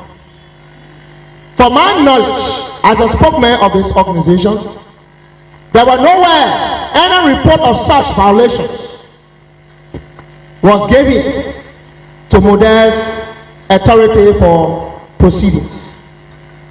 If there should be any, then the standard operation procedure SOP will have gotten anyone who will be found guilty to be executed. On the issue about looting, logically, factually, a sensible person would never come here and say, no, that didn't loot. Though I didn't see anything or any ratting sacks on somebody's head, but those things like other things that they have, the car, like videos, and other things that they have in their houses or in their command posts, which the military calls CP, I didn't buy it for them. But the issue of the fact, because I didn't see it, them carry it in action, so I cannot hold them for it to court-martial them. So in fact, we can believe that they looted, because those things were not issued to them, and they had them, but because they were not caught in action, so we did not penalize them for it. But with knowledge and understanding that looting went on. Nobody will lie to you that nobody looted. People looted, even the surveillance looted. Even in other places that we have surveillance, in Sino or Maryland, we did not get model spanners. We did not get the screwdrivers to go and loot people, machines and other things. There are other citizens that took the advantage of model operation. They looted people things. Why model, for example, did not protect the Bleaju factory that they made in Buchanan that had been established by OTC? Why didn't protect it? That by the time model left, everything was gone. Thank you, Mr. Stewart. I think if you are there, you are going to be one of those who take them, because if they were taking them, selling them. Because who was taking them? I didn't know whether Councilor Vodia were there. Maybe we'll check it how we'll see Sunday in Buchanan, because every citizen in that place, they were having those things before we got there. OTC left, OTC themselves looted the place also, their staff.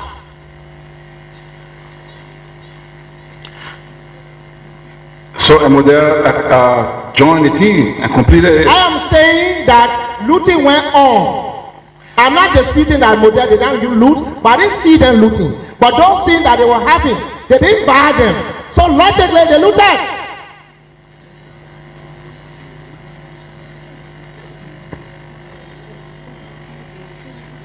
Now you say that you support calls for a war crimes court, but before I get to that, did Model Alert have any operational linkage? No. Model Alert had no operational linkage. Model even threatened Second Liberian Corner when he was launching Monrovia closer almost to Broad Street. And one of those press conference I had in the Model era, I told him that he must just allow the roaches to lick it, but the rats will not bite it. What do I mean by that? You can advance on Monrovia, but if you take power, you will meet up with resistance. It is not our motives as a model to come and take power, but if you force and take power, we will move on you. That was a threatening remark that I made, if you can remember on BBC. Did you have the capacity? We can boast of what has passed. I don't have a capacity to why this is the reason why I disarm now. But if I had not disarmed, my movement and my contact would have told you the right capacity that I have. Now, there were reports that Model captured some NPFL, or I won't say NPFL, but government soldiers, operators at the time. And one of them, according to such reports, was Jack the Rebel, that he was skinned alive and sent back. Is there any truth to such reports, that Jack the Rebel was skinned by Model and sent back to Mr. Taylor? As a military spokesman, I didn't receive any documentation or any communication on my Romeo that Jack the Rebel was emphatically captured, and according to you, design him, mark him, and kill him, and the other things as you are explaining to me here today is very alien to me. Jack the Rebel, according to sources, was caught up in the law era, but not model. Okay, my final question to you. You spoke about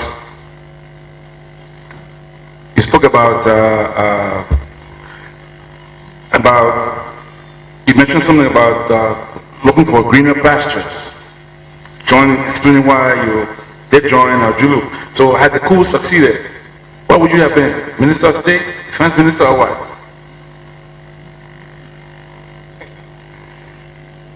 My brother, Honorable Commissioner, life is a dramatic game. When General Julu will have succeeded, thank God, thing for the path. I would have lobbied. It's just about lobbying. I would have lobbied to have been somebody good in the government, because the same way how you feel and I suffer, I would have enjoyed with him. But I don't know the specific part that he would have given me. But anything that will satisfy me, I believe. What was in your heart?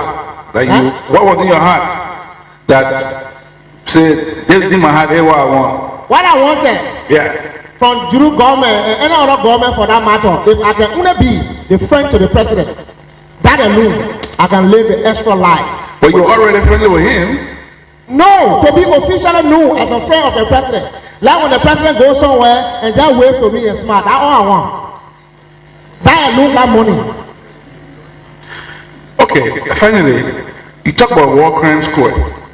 I suppose and then you said, very importantly, which I took note of, was that there cannot be any reconciliation without justice. Now, I suppose, or should I say, I assume that you are familiar with the act creating the TRC, since Model was one of the parties to the Accra Agreement that gave birth to the TRC, and that you are aware that the provision of the act says that the TRC, on completion of its work, should make recommendations for amnesty, for reparations, and for prosecutions. So I suppose, without saying, given that you call for a war crimes court, I suppose that you are also in support of that portion of the act that calls for TRC to make recommendations for prosecutions. Now, are you, as a member of the Model leadership, prepared to face accountability charges for what may have gone loose as a result of Model's activities? Do you take responsibility? Or do you co-share responsibility with others for loss of life, destruction of property, and things like that? Thank you very much. Before I answer to your question, you talk about acts creating the Truth and Reconciliation Commission.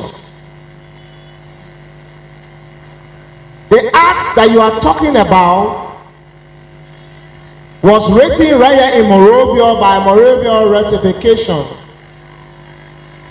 This act that put you into place was not inscribed in Ghana, to be specific. I attended the Ghana conference. I was the co-chairman for the Ghana conference model delegation.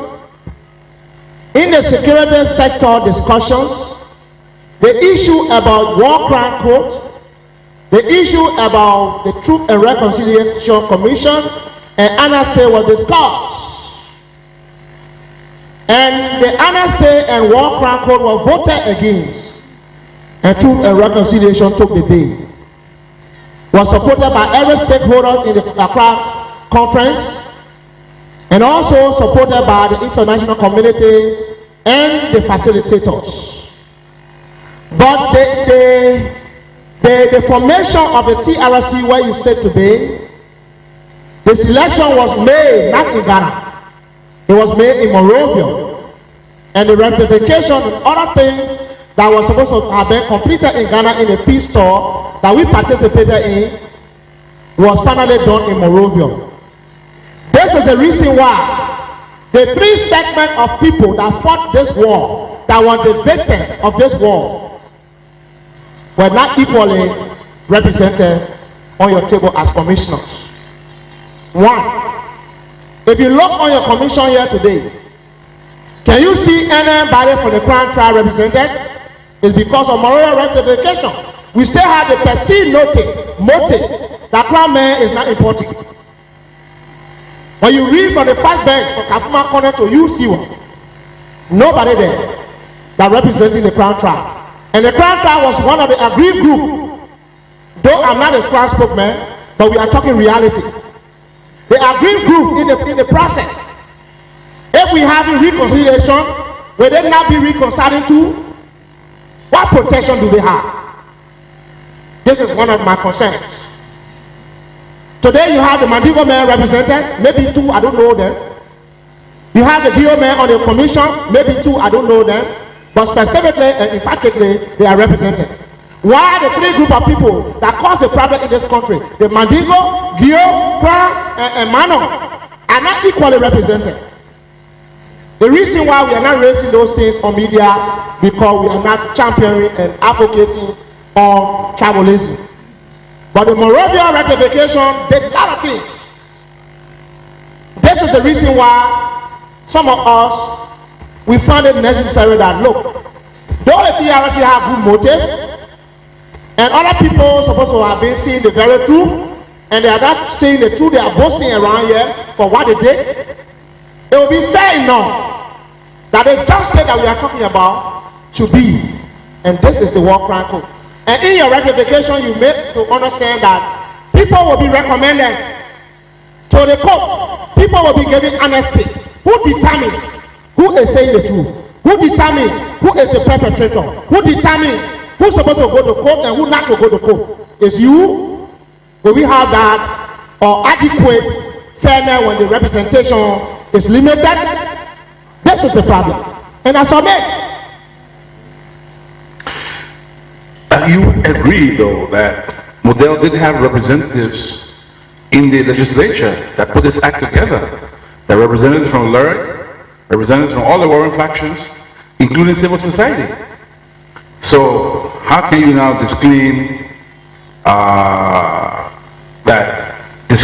put a disclaimer on that when you did have representatives that participated in the crafting of what is today the TRC Act? A model have representative inscribing whatsoever TRC have, which is the act that form the TRC, is not to my knowledge. Well, that's very unfortunate. Anyway, I thank you very much for your patience and your answers to my questions. Thank you, Mr. Siwa. I digested your question very well and I'm very happy to allow me to speak the truth. Thank you.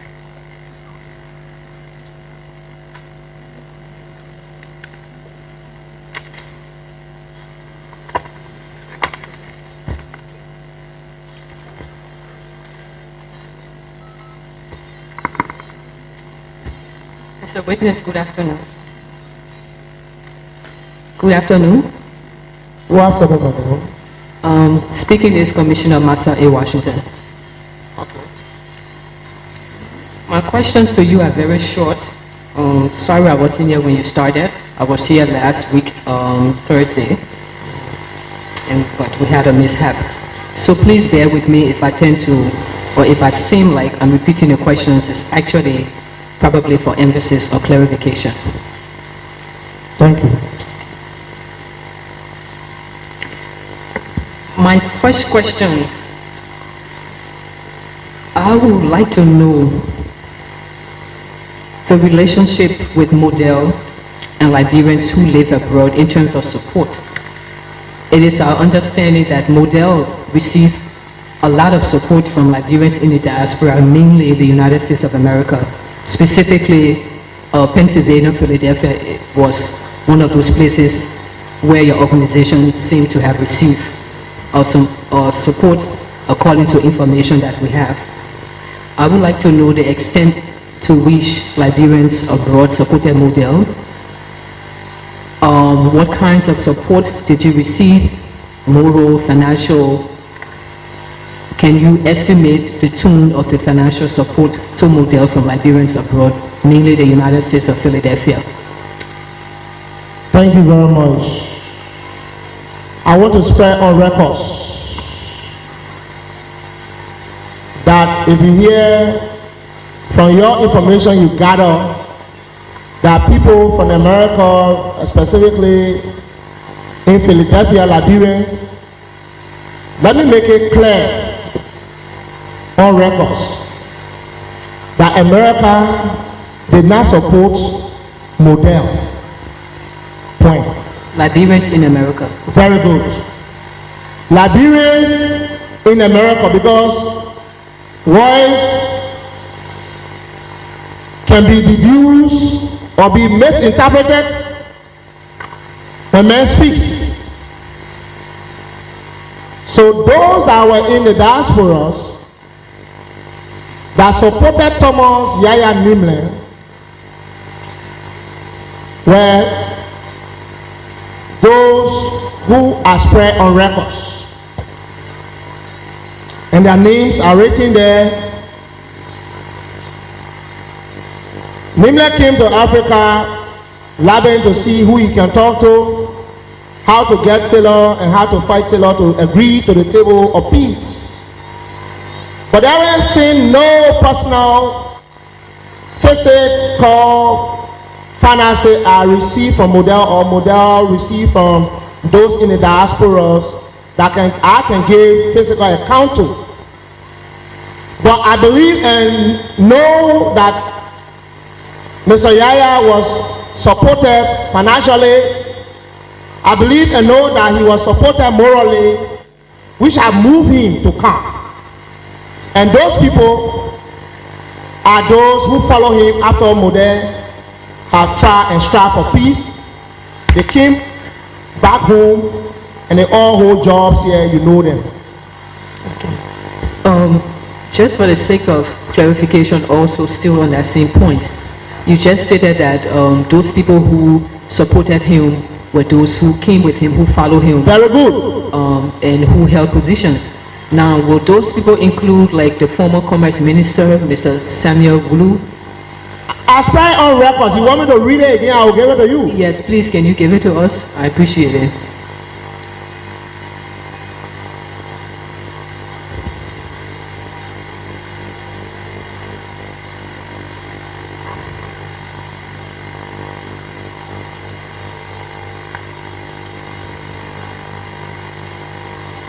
Model started talking and negotiating how to dance the Taylor War music. Model first chairman was Mr. Johannes Lane. The co-chairman, his name is spelled Z-L-I-N-E-H, Johannes Lane. And the co-chairman was the co-chairman was Thomas Yaya Nimle. You get the two persons? Mm-hmm. And I spread on record also that Mr. Philip Dewey, Mr. J.D. Slanger, Mr. George Camille, who was then the agriculture minister during the Judy Bryant time, Mr. Dean Wilson, who was then the Forestry Development Authority boss, Mr. John Collins, who was then the RIA managing director, and Reverend Wu. These were people who was morally supporting him in the diasporas, and today we are where we are. Okay, thank you for that piece of information. But are you saying that besides moral support that Model received from Liberians in the diaspora, mainly the United States of America, there was no financial support? There was financial support, but those financial support did not reach us. It was, at which time he was still lobbying to see the feasible way that he can make it successful. So all of those things that they gave him that time, we cannot give credence to it because it was by them we knew him. So it is the same support. So in other words, the financial support came in the early stages of setting up Model. Yes. Mr. Nimlin. Yes. Are you in a position to give us an estimate of how much you think he received from Liberians abroad to help establish Model?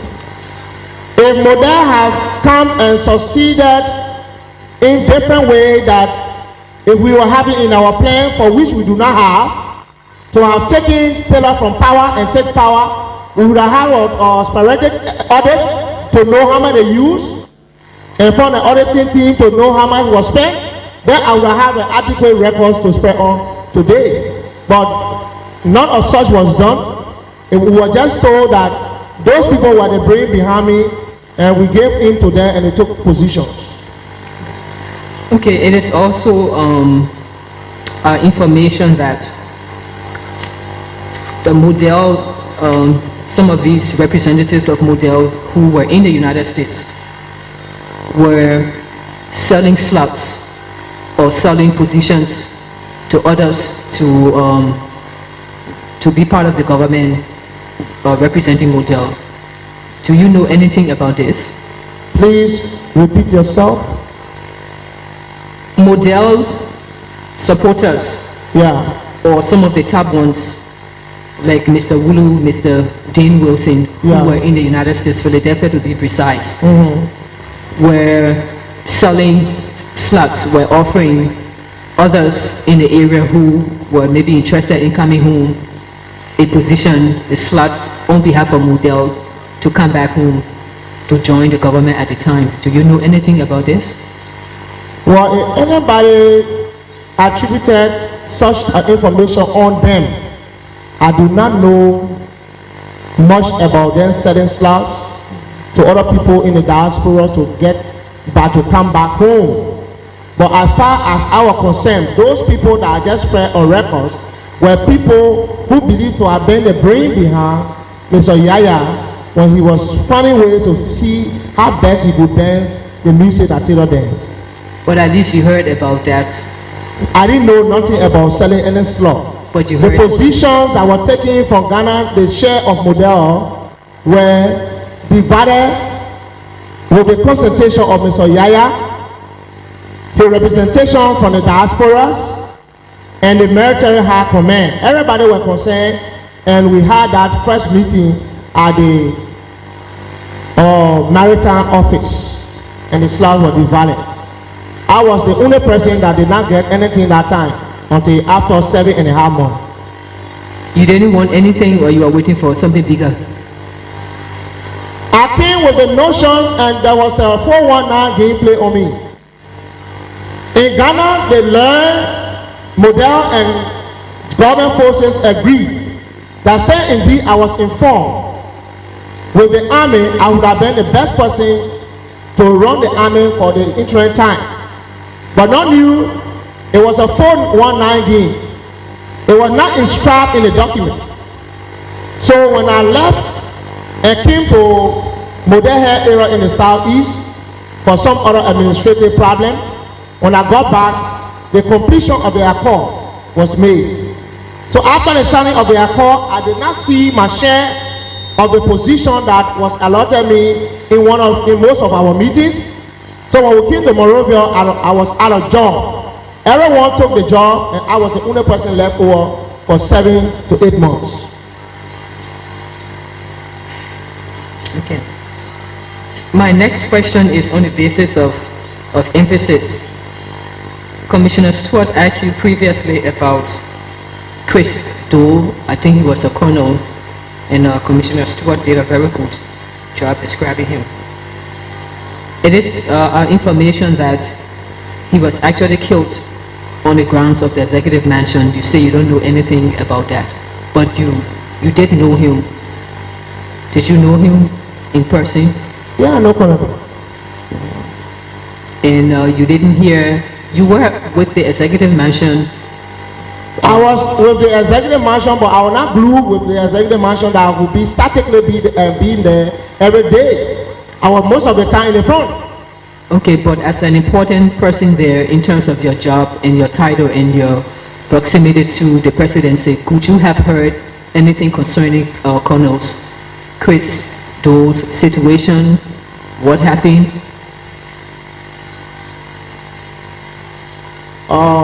Madam Commissioner, the military high chain of command, according to FN 22-10, specifically Chapter 7, the general grade at the skull of the army, the field grade at the brain of the army, which is the decision-making body of the army.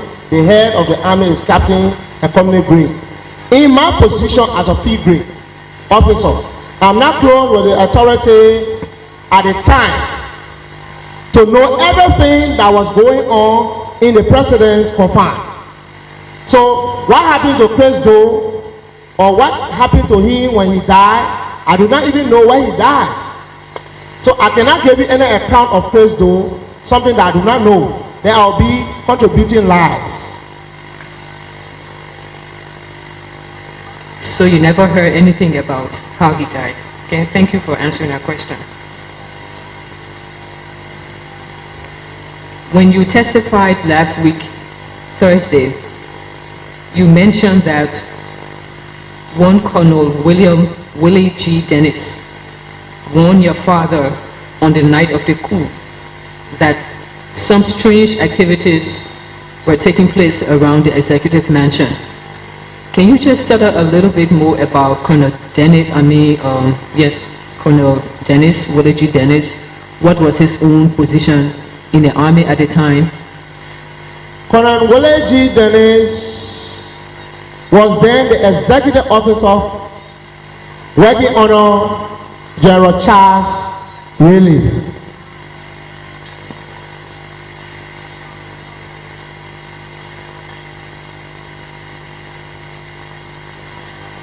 And what happened to him, do you know? General Colonel Dennis, at the time of the coup, he was shot in his forehead by a gun who had him. He didn't die. He was taken to prison, and subsequently he was released and assigned at LEC as one of the bosses there during the early days of the coup. I want to know about it. Would you know what precipitated his shooting? Why was he shot? Who shot him? Was there an order? Who take over? They say the military coup took over. I may not be in a position right now specifically to tell you who shot him, but there was a coup. Anybody may have shot him, but the only thing I gathered that he was shot and he was taken to prison, but I didn't know, and I cannot identify who shot him and by whom order he was shot. Okay, so can it be assumed then that he did not cooperate with the coup makers, and so that's why he went through? If he had cooperated with the coup chaps, he would have been safe. He would have been not battled with, but because he didn't cooperate, like my father, so then he was shot. I believe so. Okay, just wanted a clarification. Let's talk a little bit about your father, if that's okay. Your father was shot also the night of the coup at the mansion. Well, was your family able to retrieve the body, bury him? What happened? Very regrettable. My family had no access to get a body. My very self went at the executive mansion garden, using the influence that I have with Father Ivani, to ask for the body of my father, I was denied, and my father was buried with a late topple, that which I have explained in my testimony, and today he is not recognized. The very A.B. Tobble's son who was not killed that day, his name is written on a marked grave. And the PRC people killed A.B. Tobble allegedly on Shopping Highway when he was taken from the French compound. And my father who died, who stood by the Constitution with the oath that he took, I regretted that he was not recognized that day. And I said it on records. Sorry that you were not here. So from your own knowledge as someone who was well versed with the executive mansion's environment, how many persons do you think actually died with the president that night at the mansion? Madam Commissioner, I cannot exactly tell you how many persons died, but to show you a lot of people died on that day. During the time, the first day of the coup, which are on Saturday, the coup took place on Friday night. Saturday it was announced on the 12th. The whole executive mansion was blown up. The special security service people died. The special bodyguard died. The special attendants died. The special some other important people with the president's confined died. So that was the reason why the PRC did not even sit in office to form government. They were standing in the executive mansion garden, making government. Maybe this was one of the things that the PRC was not together and they started fighting one another. Because they didn't sit down to plan government. They were standing.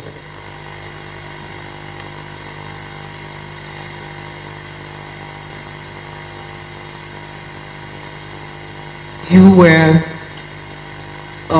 part of the National Army at the time of the 1985 November 12th abortive invasion by the late Thomas Kubongba?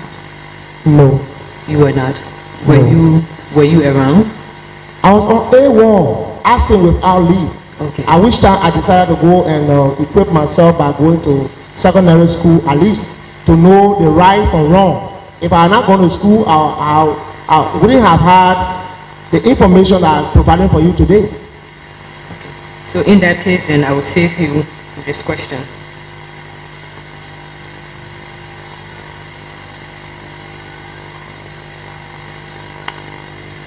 Thank you. Thank you very much.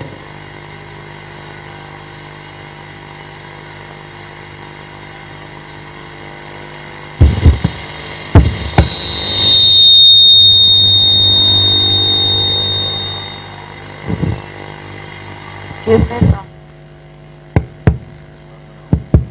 Mr. Witness, Yes, I'm Commissioner Pearl Brown. Although you haven't seen me, but I've been listening to your testimony from the start. Like the TRC now so engulfed in their work, there's many other facets that some of us commissioners have to be to other places. Like we just coming from recess to the technical mapping, conflict mapping survey with the EU, with TRC at the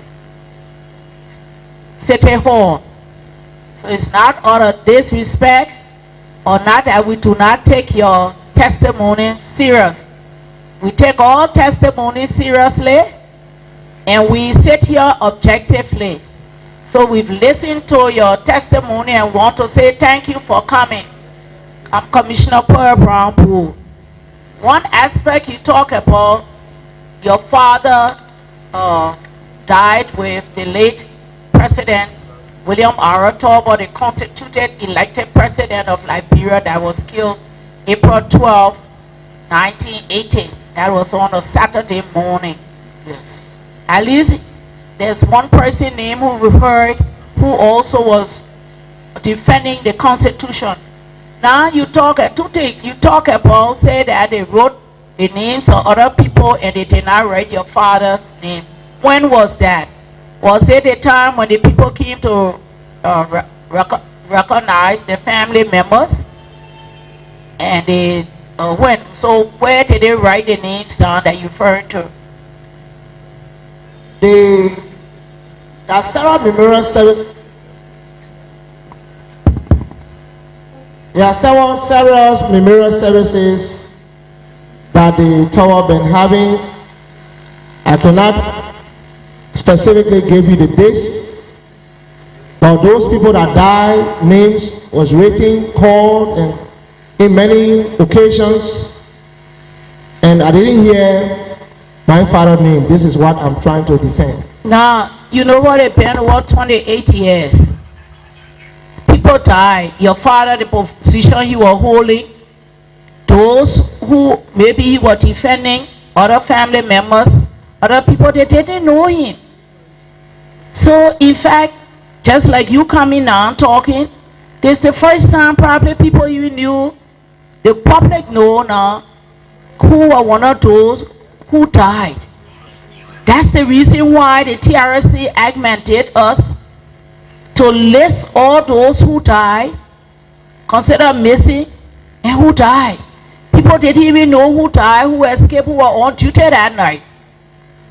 Now that you've come to tell us, we can assure you that his name will be written in the books of books, the national history of this country, the TRC report. If those people did what they did, they say they did it on their own. They remember their own. Now that what we're doing, this national team, probably they didn't know. Thank God you live to tell his story, and you can write his name down as number one. So thank you for giving us that information. Yeah? Thank you. Now, secondly, people have been seeing it. The chairman answered it, but it looked like perhaps you were not listening that day. So for you and those who may come after you, this TRC commission, none of us had anything to do with it. I think perhaps maybe the lawyer, whoever helped to write the act. The act said how commissioners would come to the TRC. People recommended us. Nobody here apply. People recommended. They say you must call the name of those who you want to represent you. Represent on the TRC. And people sending, the people, organization wrote names of people, political parties, war group, people wrote who they wanted to come here. And not that, they put in the newspaper. I think about 160 something names. They put the names in the newspaper. And they say those who don't want anybody there for any reason, human rights violation or what, please let us know. They publish it according to the procedure. After they publish it, they brought the names down to 25. If anybody love their tribe, or anybody love their sex, anybody love their gender, their religion, it was then. Whoever wanted who to put their name forward. But if you need will not put forward, nothing will not know something what they say together and say we take their tribe, take that tribe. Because we're trying to avoid those things here, because we saw here that for more than 28 years plus, people were getting jobs, people were doing things on ethnic group, religious group, town group, all kind of group. So to get away with that, after the 25, they call it 25 people. And they were not Liberians, just Liberians, my people. It was headed by ECOWAS. ECOWAS headed the commission. They had unmailed the United Nations, our partners in progress. Our partners who really help to facilitate, they bring help with a peace. They were there, political parties were there, civil society. They were the people who comprised the name taking. And they interviewed the 25 people, interviewed them to ECOWAS, not in a basement or some house or some political party place or somebody home. They interviewed the people based on their curriculum vitae, asking questions. They ask questions. The question they asked me, when I came back, I decided whether to sit here or not. It was a rigid, thorough examination. And they did it singularly. These people who you see us sitting here, they are our first time coming together. We don't know each other. To say, interacting, to say, okay, I brought my friend along with me. And after they did that, they took 15 names to make sure that they didn't just say, okay, the 9 people will take it in 9. They took 15 names and they sent it to the peace father or peace father who's supposed to make peace. Judy Bryan, who was then the chairman, who y'all chose in Accra and brought here. Y'all chose them. They sent it 15 names. And he chose the name based on region. And the best qualification what the people have put there. And we represent here. Now they people crying, Kyo, Mandingo. So they see people been making it first now. They must can't sit here so we can make first? No. But to answer you, you show you mind, you show you part, right? Now, sitting here, Umusila, her mind is from Grand Chile. Cry. She has oversight for Grand Chile. But we all here represent every tribe. Because we have more than 9 tribes. So we're not going to travel also to satisfy your curiosity. And those who say crown out there, she here. But you don't come writing on your face, you tribe, because tribe means nothing. When you come and sit down and think on your own tribe, and your own tribe will sell you and give you a way for somebody else better than their own tribe. She didn't talk in Germany, talking because to say we are for different things. We represent different professional groups. From the mother, housewife, nice. And she is the compassionate person here. And I can tell you here, she knows her rights.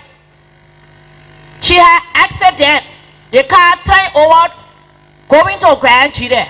Thank God she stayed alive. So we want you to let you know here that we sit here represent everybody. Yeah? So have no fear. Because we are here for everybody. And they were neutral. If I'm Brown who sitting here, Judy Bryan chose me to be here, then I can say he was objective and neutral. And we here thank you for coming to participate in the peace process. We know in the facts, we know in the people, and we know what really happened here. And now we're moving forward from our difficult past for a brighter future. A future that will be one nation, indivisible, irrespective of tribe, because our tribe have helped us. Thank you. Thank you, madam. Thank you, Mr. Witness. Thank you, sir.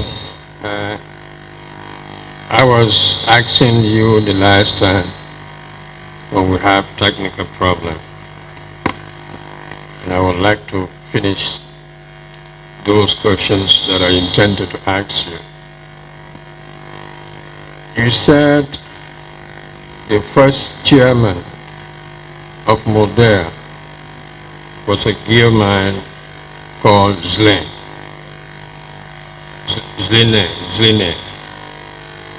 Can you tell us the whereabouts of Zline now and why he did not continue as chairman of Monrovia?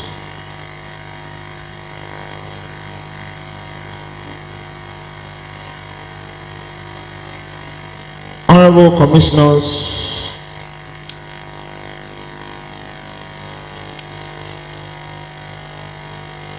every male in this country are considered for their gender respect as men. But not every man that handles his male organ representation to urinate makes him a man. A man is determined from his deeds. Either you are a man who is not objective. There are some other men, they can start things, they don't end it. No objectiveness in their behaviors. There are other men, they are men in the face, but they are women indeed. There are other men who are men, but their consultations is women attitude. There are other men who operates on the flattering basis for them to be considered as men, but at the final analysis, they tie lapper in their faith. To answer your question, Mr. Zlin is a man who is a visionary for model. But it came a time, the spirit of woman entered into his heart. And he decided not to show face. He decided to remain in the diasporas for some deceptive promises that he made. That look, as a Gio man, my representation with the model will reconcile the Gio and the Crown tribe. Because if they see me as a Gio man heading this group, it will help the process that we and the man of the Gio and the Crown will reconcile themselves. Unfortunately for Model, he decided to talk with the Gio people to lay down arms. But by deceptions, he was played down. And when Model went to Nima, Model was killed. And from these instances, he was ashamed because his people did not listen to him. And Model was killed because he promised us fully the people of Nima would surrender to us. And they did not do so, so he was ashamed. So he decided, in more instances when he was called upon, because I was the one that announced Model leadership in Harper, those who were heading Model. This was the reason why his name was not mentioned the early days of Model operation. So he behaves as like a woman. So we could not give proper accountability of him during the time of our pronouncement. So he remained in limbo. He remained behind the closet. But because for the benefit of this body, this is the reason why we are accountable for him on records, that you may know who brought the brain of Model. So this was the reason why he didn't come with us, sir. In your general testimony, you describe Joe Wallace as one only known to be Confucianist, in that he has confessed but never repented. Very good. Can you elaborate? I said it that Joe Wallace, Liberian souls of Confucian, have confessed it, but have not repented. What am I saying? Honorable Wallace, to you and me, what really do he wants to achieve in this country? What did Wallace want in the process? Every other thing in this country that has set up confusion, he was one of the brain behind it. The November 12 and other things, to include the September 18, according to sources and himself, that he came purposely with Roosevelt Johnson at the end of the day to topple Roosevelt Johnson, to kill him as last, from the understanding and comprehension that I have gathered from his testimony. Then really, what do he want to achieve? Every other layer confusion is part of it. He was here to tell this honorable body that on November 12, he one of those that shot the first barrel at the executive mansion. Every other thing in this country, he part of it. So if we do not know what he want to achieve, and he has come to what? Confess, that should be true repentance. And repentance, according to biblical understanding, is change of heart. It's change of mind. It's change of attitude. It's it that he will spread on records and confess and try to formulate another problem tomorrow for Her Excellency President Helen Johnson, because every government is part of it to step in. What do he want to achieve? This is the reason why I said that he has confessed it, but yet to repent. Sir. In your testimony, you also said that it is true that Dr. Sawyer wanted to kill Prince Johnson at that time, and for reason best known to himself. Please tell us, you say you have a witness. Can you tell us, how did you come to that conclusion? Thank you very much. The inner judge of a man is his conscience. I only come here to say things that I do not know about the past. What I spread on record is the truth, but nothing the truth. First instance that I want to spread on record here today again is that on the 30th of November 1990, the Second Lieutenant Prince Johnson attempt to take over the executive mansion and BTC failed because of the setup. How possible that Second Lieutenant Prince Johnson would have taken the BTC that time? When we were at war, we were not eating, there was no good drinking water. But this time around the November 30th, we received food and other supplies from sale, headed by Mrs. Dees and Blambo Nelson. Thank God for them. How possible could that happen? That Prince Johnson would have just walked on BTC to take over as he and Sawyer and Duguyaru planned. So it was a setup. But also said that Prince Johnson did not send himself to be killed by the AFL resistance. But all of the men that went, 75% of them were killed by their agreement that if you go and retreat, you will not enter. And surely it happened. If Prince Johnson had gone that day, he would have died. Thank God. And dear Ozier did not die. And secondly, Commissioner Kafumakone. Secondly, some chaps of AFL, when I attribute the plan to eliminate Prince Johnson on Dr. Sawyer, the reason here is Sawyer was the Indian government, and the Indian government was Sawyer. But people within the Indian government dished out money in the AFL that time to eliminate Prince Johnson. This is the reason why I say I am a witness. To spread on records, one Austin Gay from the 4th Infantry Battalion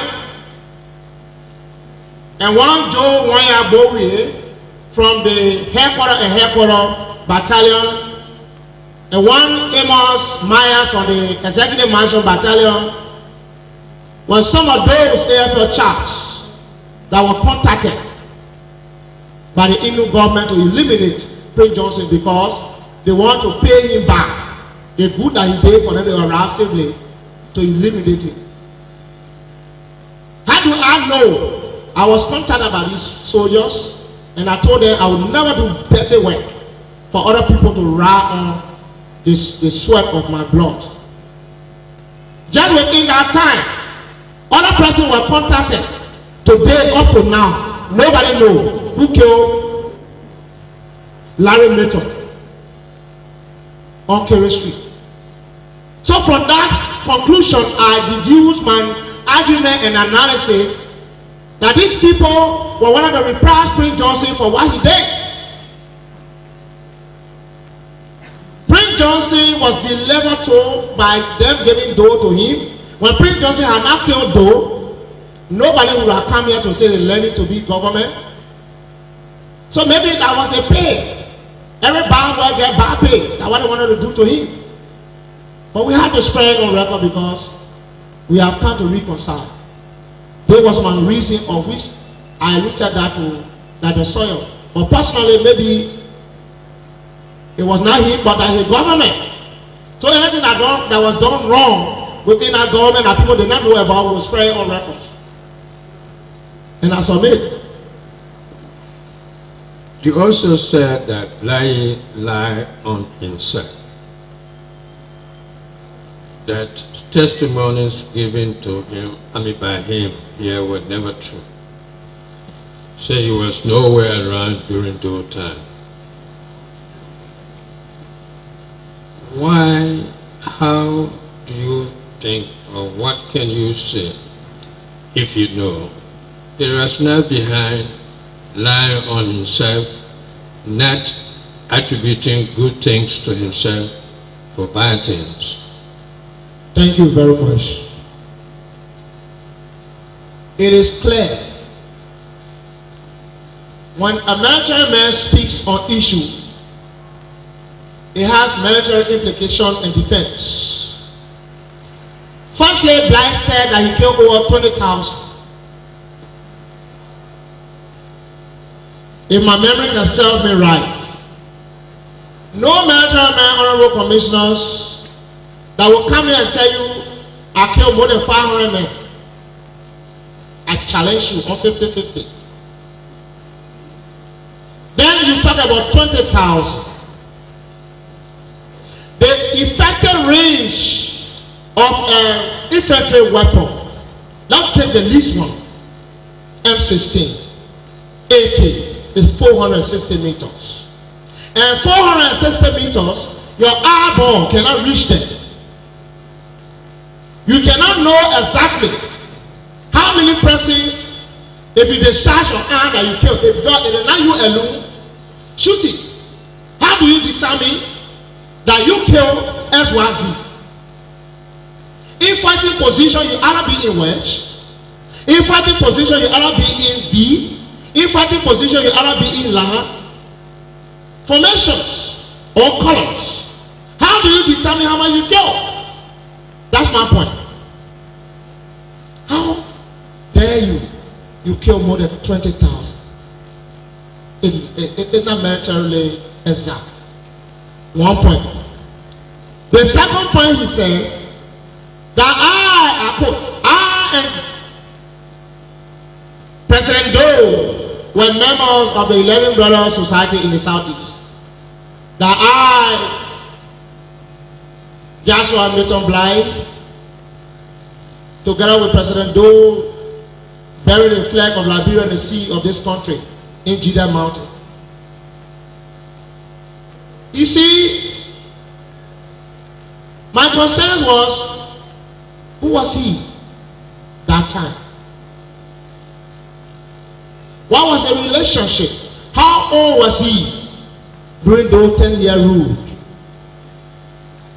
How did he get in contact with Doe? Questions that open for us to answer. And he said that he was general. There were a lot of naked people disgracing the mankind in BTC. We got bought naked from LPC, bought naked from Ulimo, even other AFL chaps naked themselves with different issues on their body that we saw. So if you come here to say that our general of the Ulimo born naked started fighting a process. So how long a process lasted for him to have killed 20 more thousand? There are no that all general that I know that can actually fight would have finished the whole of Liberia. Because little boy, the born naked can kill 20,000 more plus. It's a wonder. So what I'm trying to drive out here, military speaking, that no one can determine actually who you kill unless you do summary execution. Honorable commissioners, the point I want to stress here, the only time you know how many you kill until you do summary execution. When you just gather innocent people, kill them, even doing massacre. People who do massacre, they are doing criminal offense. They will not even determine how much they kill in massacre. Because they're doing a rush for them to run away, to destroy lives and property. They cannot identify how many they kill. Then why much more in battle? When you have distances. When I tell you about meters in military, let's take for example, between one level to another level, 100 meters. So if you are covering 460 meters, which is the maximum effective range of the weapon, you can see from here to final ministry what happened there. Let's assume you can't. So if you come and tell me that you kill more than 20,000 plus persons, you best just saying it that people will have sympathy with you, that you are repentant. But mind you, true repentance is from the regret of the heart. It's not what you say. Confession is another thing, and true repentance is another thing. There is nakedness. You know, born naked is a smart boy. He and I, we did some courses at the Monrovia Bible Training Center. He was doing evangelism and I was doing pastoring. But fortunately for him, I didn't know he didn't end the year. Right? So he was smart to get the scripture when the Bible tells us about nakedness. If you have your Old Testament, read Isaiah chapter 20, verse 1 to 6. It tells us that when Israel was in war with Assyria, God told Isaiah the son of Amos, naked yourself before your enemy and you'll see the difference. And when they did it, they defeated the enemy. Maybe that way he used, I don't know, or because I'm versatile to the Bible, so maybe that way he used. But to say that he killed this and killed that, maybe, I don't know, you want to be one of those who confess it fairly, but militarily, it's not correct. The calculations is not correct. This is my standpoint. Okay. Please tell us whether there was ever or there is still 11 Brothers Society in Grand Cape. Thank you very much. The only society that I know about, my own name, my mom's name, and my pa's name, boy, Bleaju boy. Subu? That's the name I know. And that's the only society I'm glued to. There's no society that I know in Grand Cape to be 11 brothers. Grandma do not even have society. This is the reason why you see them robbery around here. Sometimes they force among one another. Sometimes they bad boy one another. Sometimes they do other things that hate one another. But when it comes to crisis, they are together. That's the only society crime have.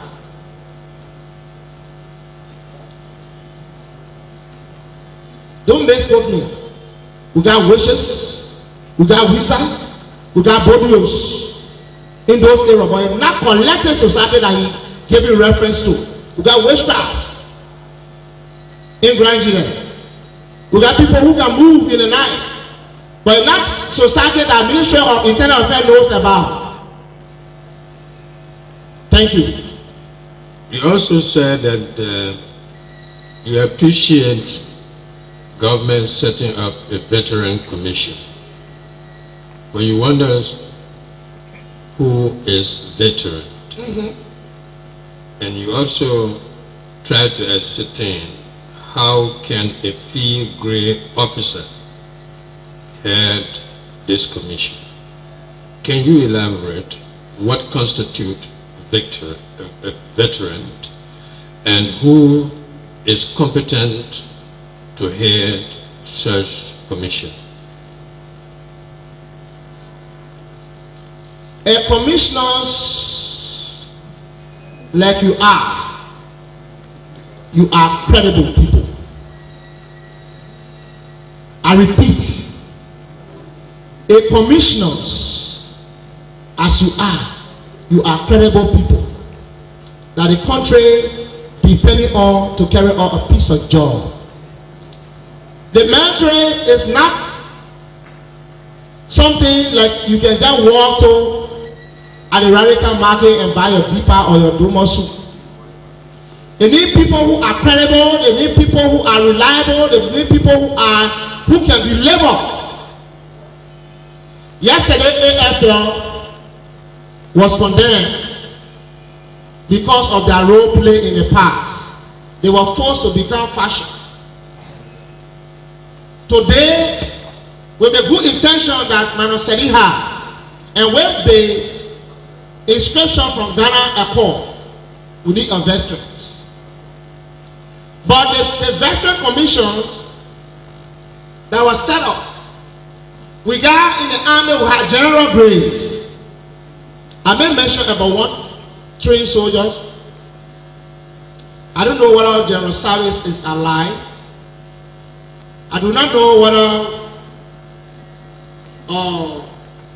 General Sunny is around, but there are so many other trained generals that we can rely on. Veterans should be somebody who is versatile in the military, that able to write some guidelines and procedures of the army in the future to come. People who can be reliable, to depend on, people who are committed to the process, people who will not run away in time to come when problems come. We do not pray for problems in this country. We stand by this government. We pray for this government who has succeeded in a process and continue to do good things. But in case something should happen, we should have credible people. People who will not lie to government. People who will not lie in the process as Edward Kumosaka lied to do government. We need people who will be reliable. You ask me why is the commission is not reliable? The first thing, I have problem with every law. It's my personal problem. I have right to my view.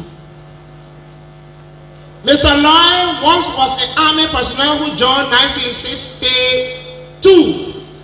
In my memory, can serve me right.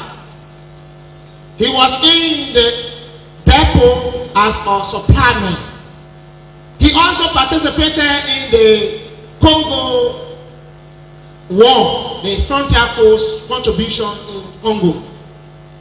But when the war was coming in Liberia by the NPFL forces, when they called on the old soldier who had brain to come and assist, Lloyd refused. And we are talking about the defense of the Constitution. We are talking about the sovereignty of this nation. Why can somebody that government pay money for train participate in other peacekeeping mission when the country was under aggression, could not identify with the constitution of this country? Now, I don't know how Her Excellency got to know him, to put him into that sensitive position. He now leaves as veteran commissioner here. But it is a sin learned. During the time of the war, some refuge in Danale. And before he went to Danale, he was found servicing as Red Cross, President of Liberian Red Cross. And it was the same Red Cross that facilitated the rebel at the time, 1990, to give information to the rebel forces, carry arms and ammunition alleged by government, and he was the head. When he got to Danale, as it was alleged, he burned his own house just to go to America. Can we rely on him? Thinking that Taylor wanted to kill him and Taylor sent people to burn his house. So how can a person who is not reliable, who can lie to the international community and say Taylor wants to kill me? What happened between he and Taylor? Was he enemy to Taylor when you were facilitating Taylor's forces and INPFL, giving the information against those government? This is my problem, Honorable Commissioner. So now if we want to have veterans, say AFL had done her own wrong and good and defending the Constitution, yet we condemn them, now wait. After the new soldiers has served their 5 years or more, according to age regulation, we can have a good veterans. For all of those people, I want to use a medium to ask the Madam Salim for excellency not to trust them. Because when we talk about veterans, people who will stand by the president of the nation, that will say, yes, say it is wrong today. Madam President, this is XYZ, this is what the military says, this is what the regulation says, and we stand by you, we will support whatsoever we put on black and white. But now people who will run away, like Lieutenant General Herod Duba, and now people who will lie to you, like other people who lie to do Edward Komo Saka. We are talking about credible government. And so God gave us this government, we should make sure that everything that will protect this government, we should be part of it, and we should express it on records, that the government should be aware. And as for me, thank you. Thank you very much.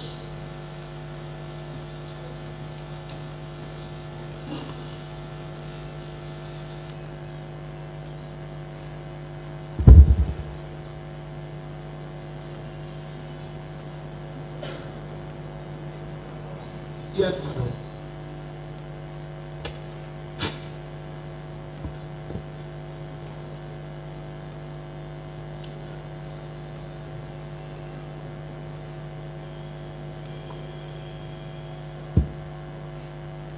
Thank you, Jasper, for your confirmation, especially after Friday, for you agreeing to come here today again to continue to be a part of the process. And I'm also sorry for coming in late. I want to jump in to say it's not because we don't value the testimony, but it's because we want to represent the TRC at Civil War. During your presentation on Thursday, I have a few questions, some of which you've already answered. And then I will ask you the last. I will just give it to you. Can you please write it down quickly? And then you just give me the answer so that we kill time. The first is that you mentioned Taylor killed your friends. I want to know how he killed them, where and when he killed them. Thank you very much. I will just give you the questions and then you can answer. The second is your mother. You spoke about your mother when your father died. She asked you to leave the army. Where is your mother now? Is she still alive? Is she dead? And then the constitution of Model. Nima came to you people to ask you to be a part of Model. Did he give you the reason why he wanted to form a fighting force against Taylor? Apart from your own reason of wanting to come home and seeing him as someone who could bring you home.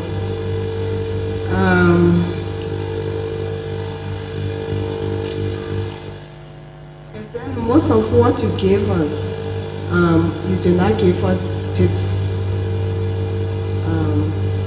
You did not give us the actual dates of most of what you gave us. So maybe for that later on we can talk to you so that we get actual dates for them. Because I had him in mind on Thursday, but I've forgotten. I know that question is there, and I will try to remember so that you can give me the dates.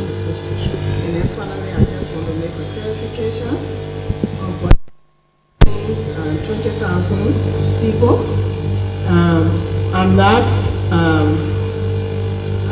supporting what he said. I only want to clarify that he said he did it spiritually. So I don't know whether it's possible to kill somebody 20,000 spiritually, but that's what he said here. I don't think he was saying that it was true and gone back to us. So, because he's been a part of that organization for 16 years, something like this. So he started at the age of 8, he started to be children and all of those things like he did. So I think 20,000 is some of those people. Thank you very much. the benefit of these records, will you please give me the first question?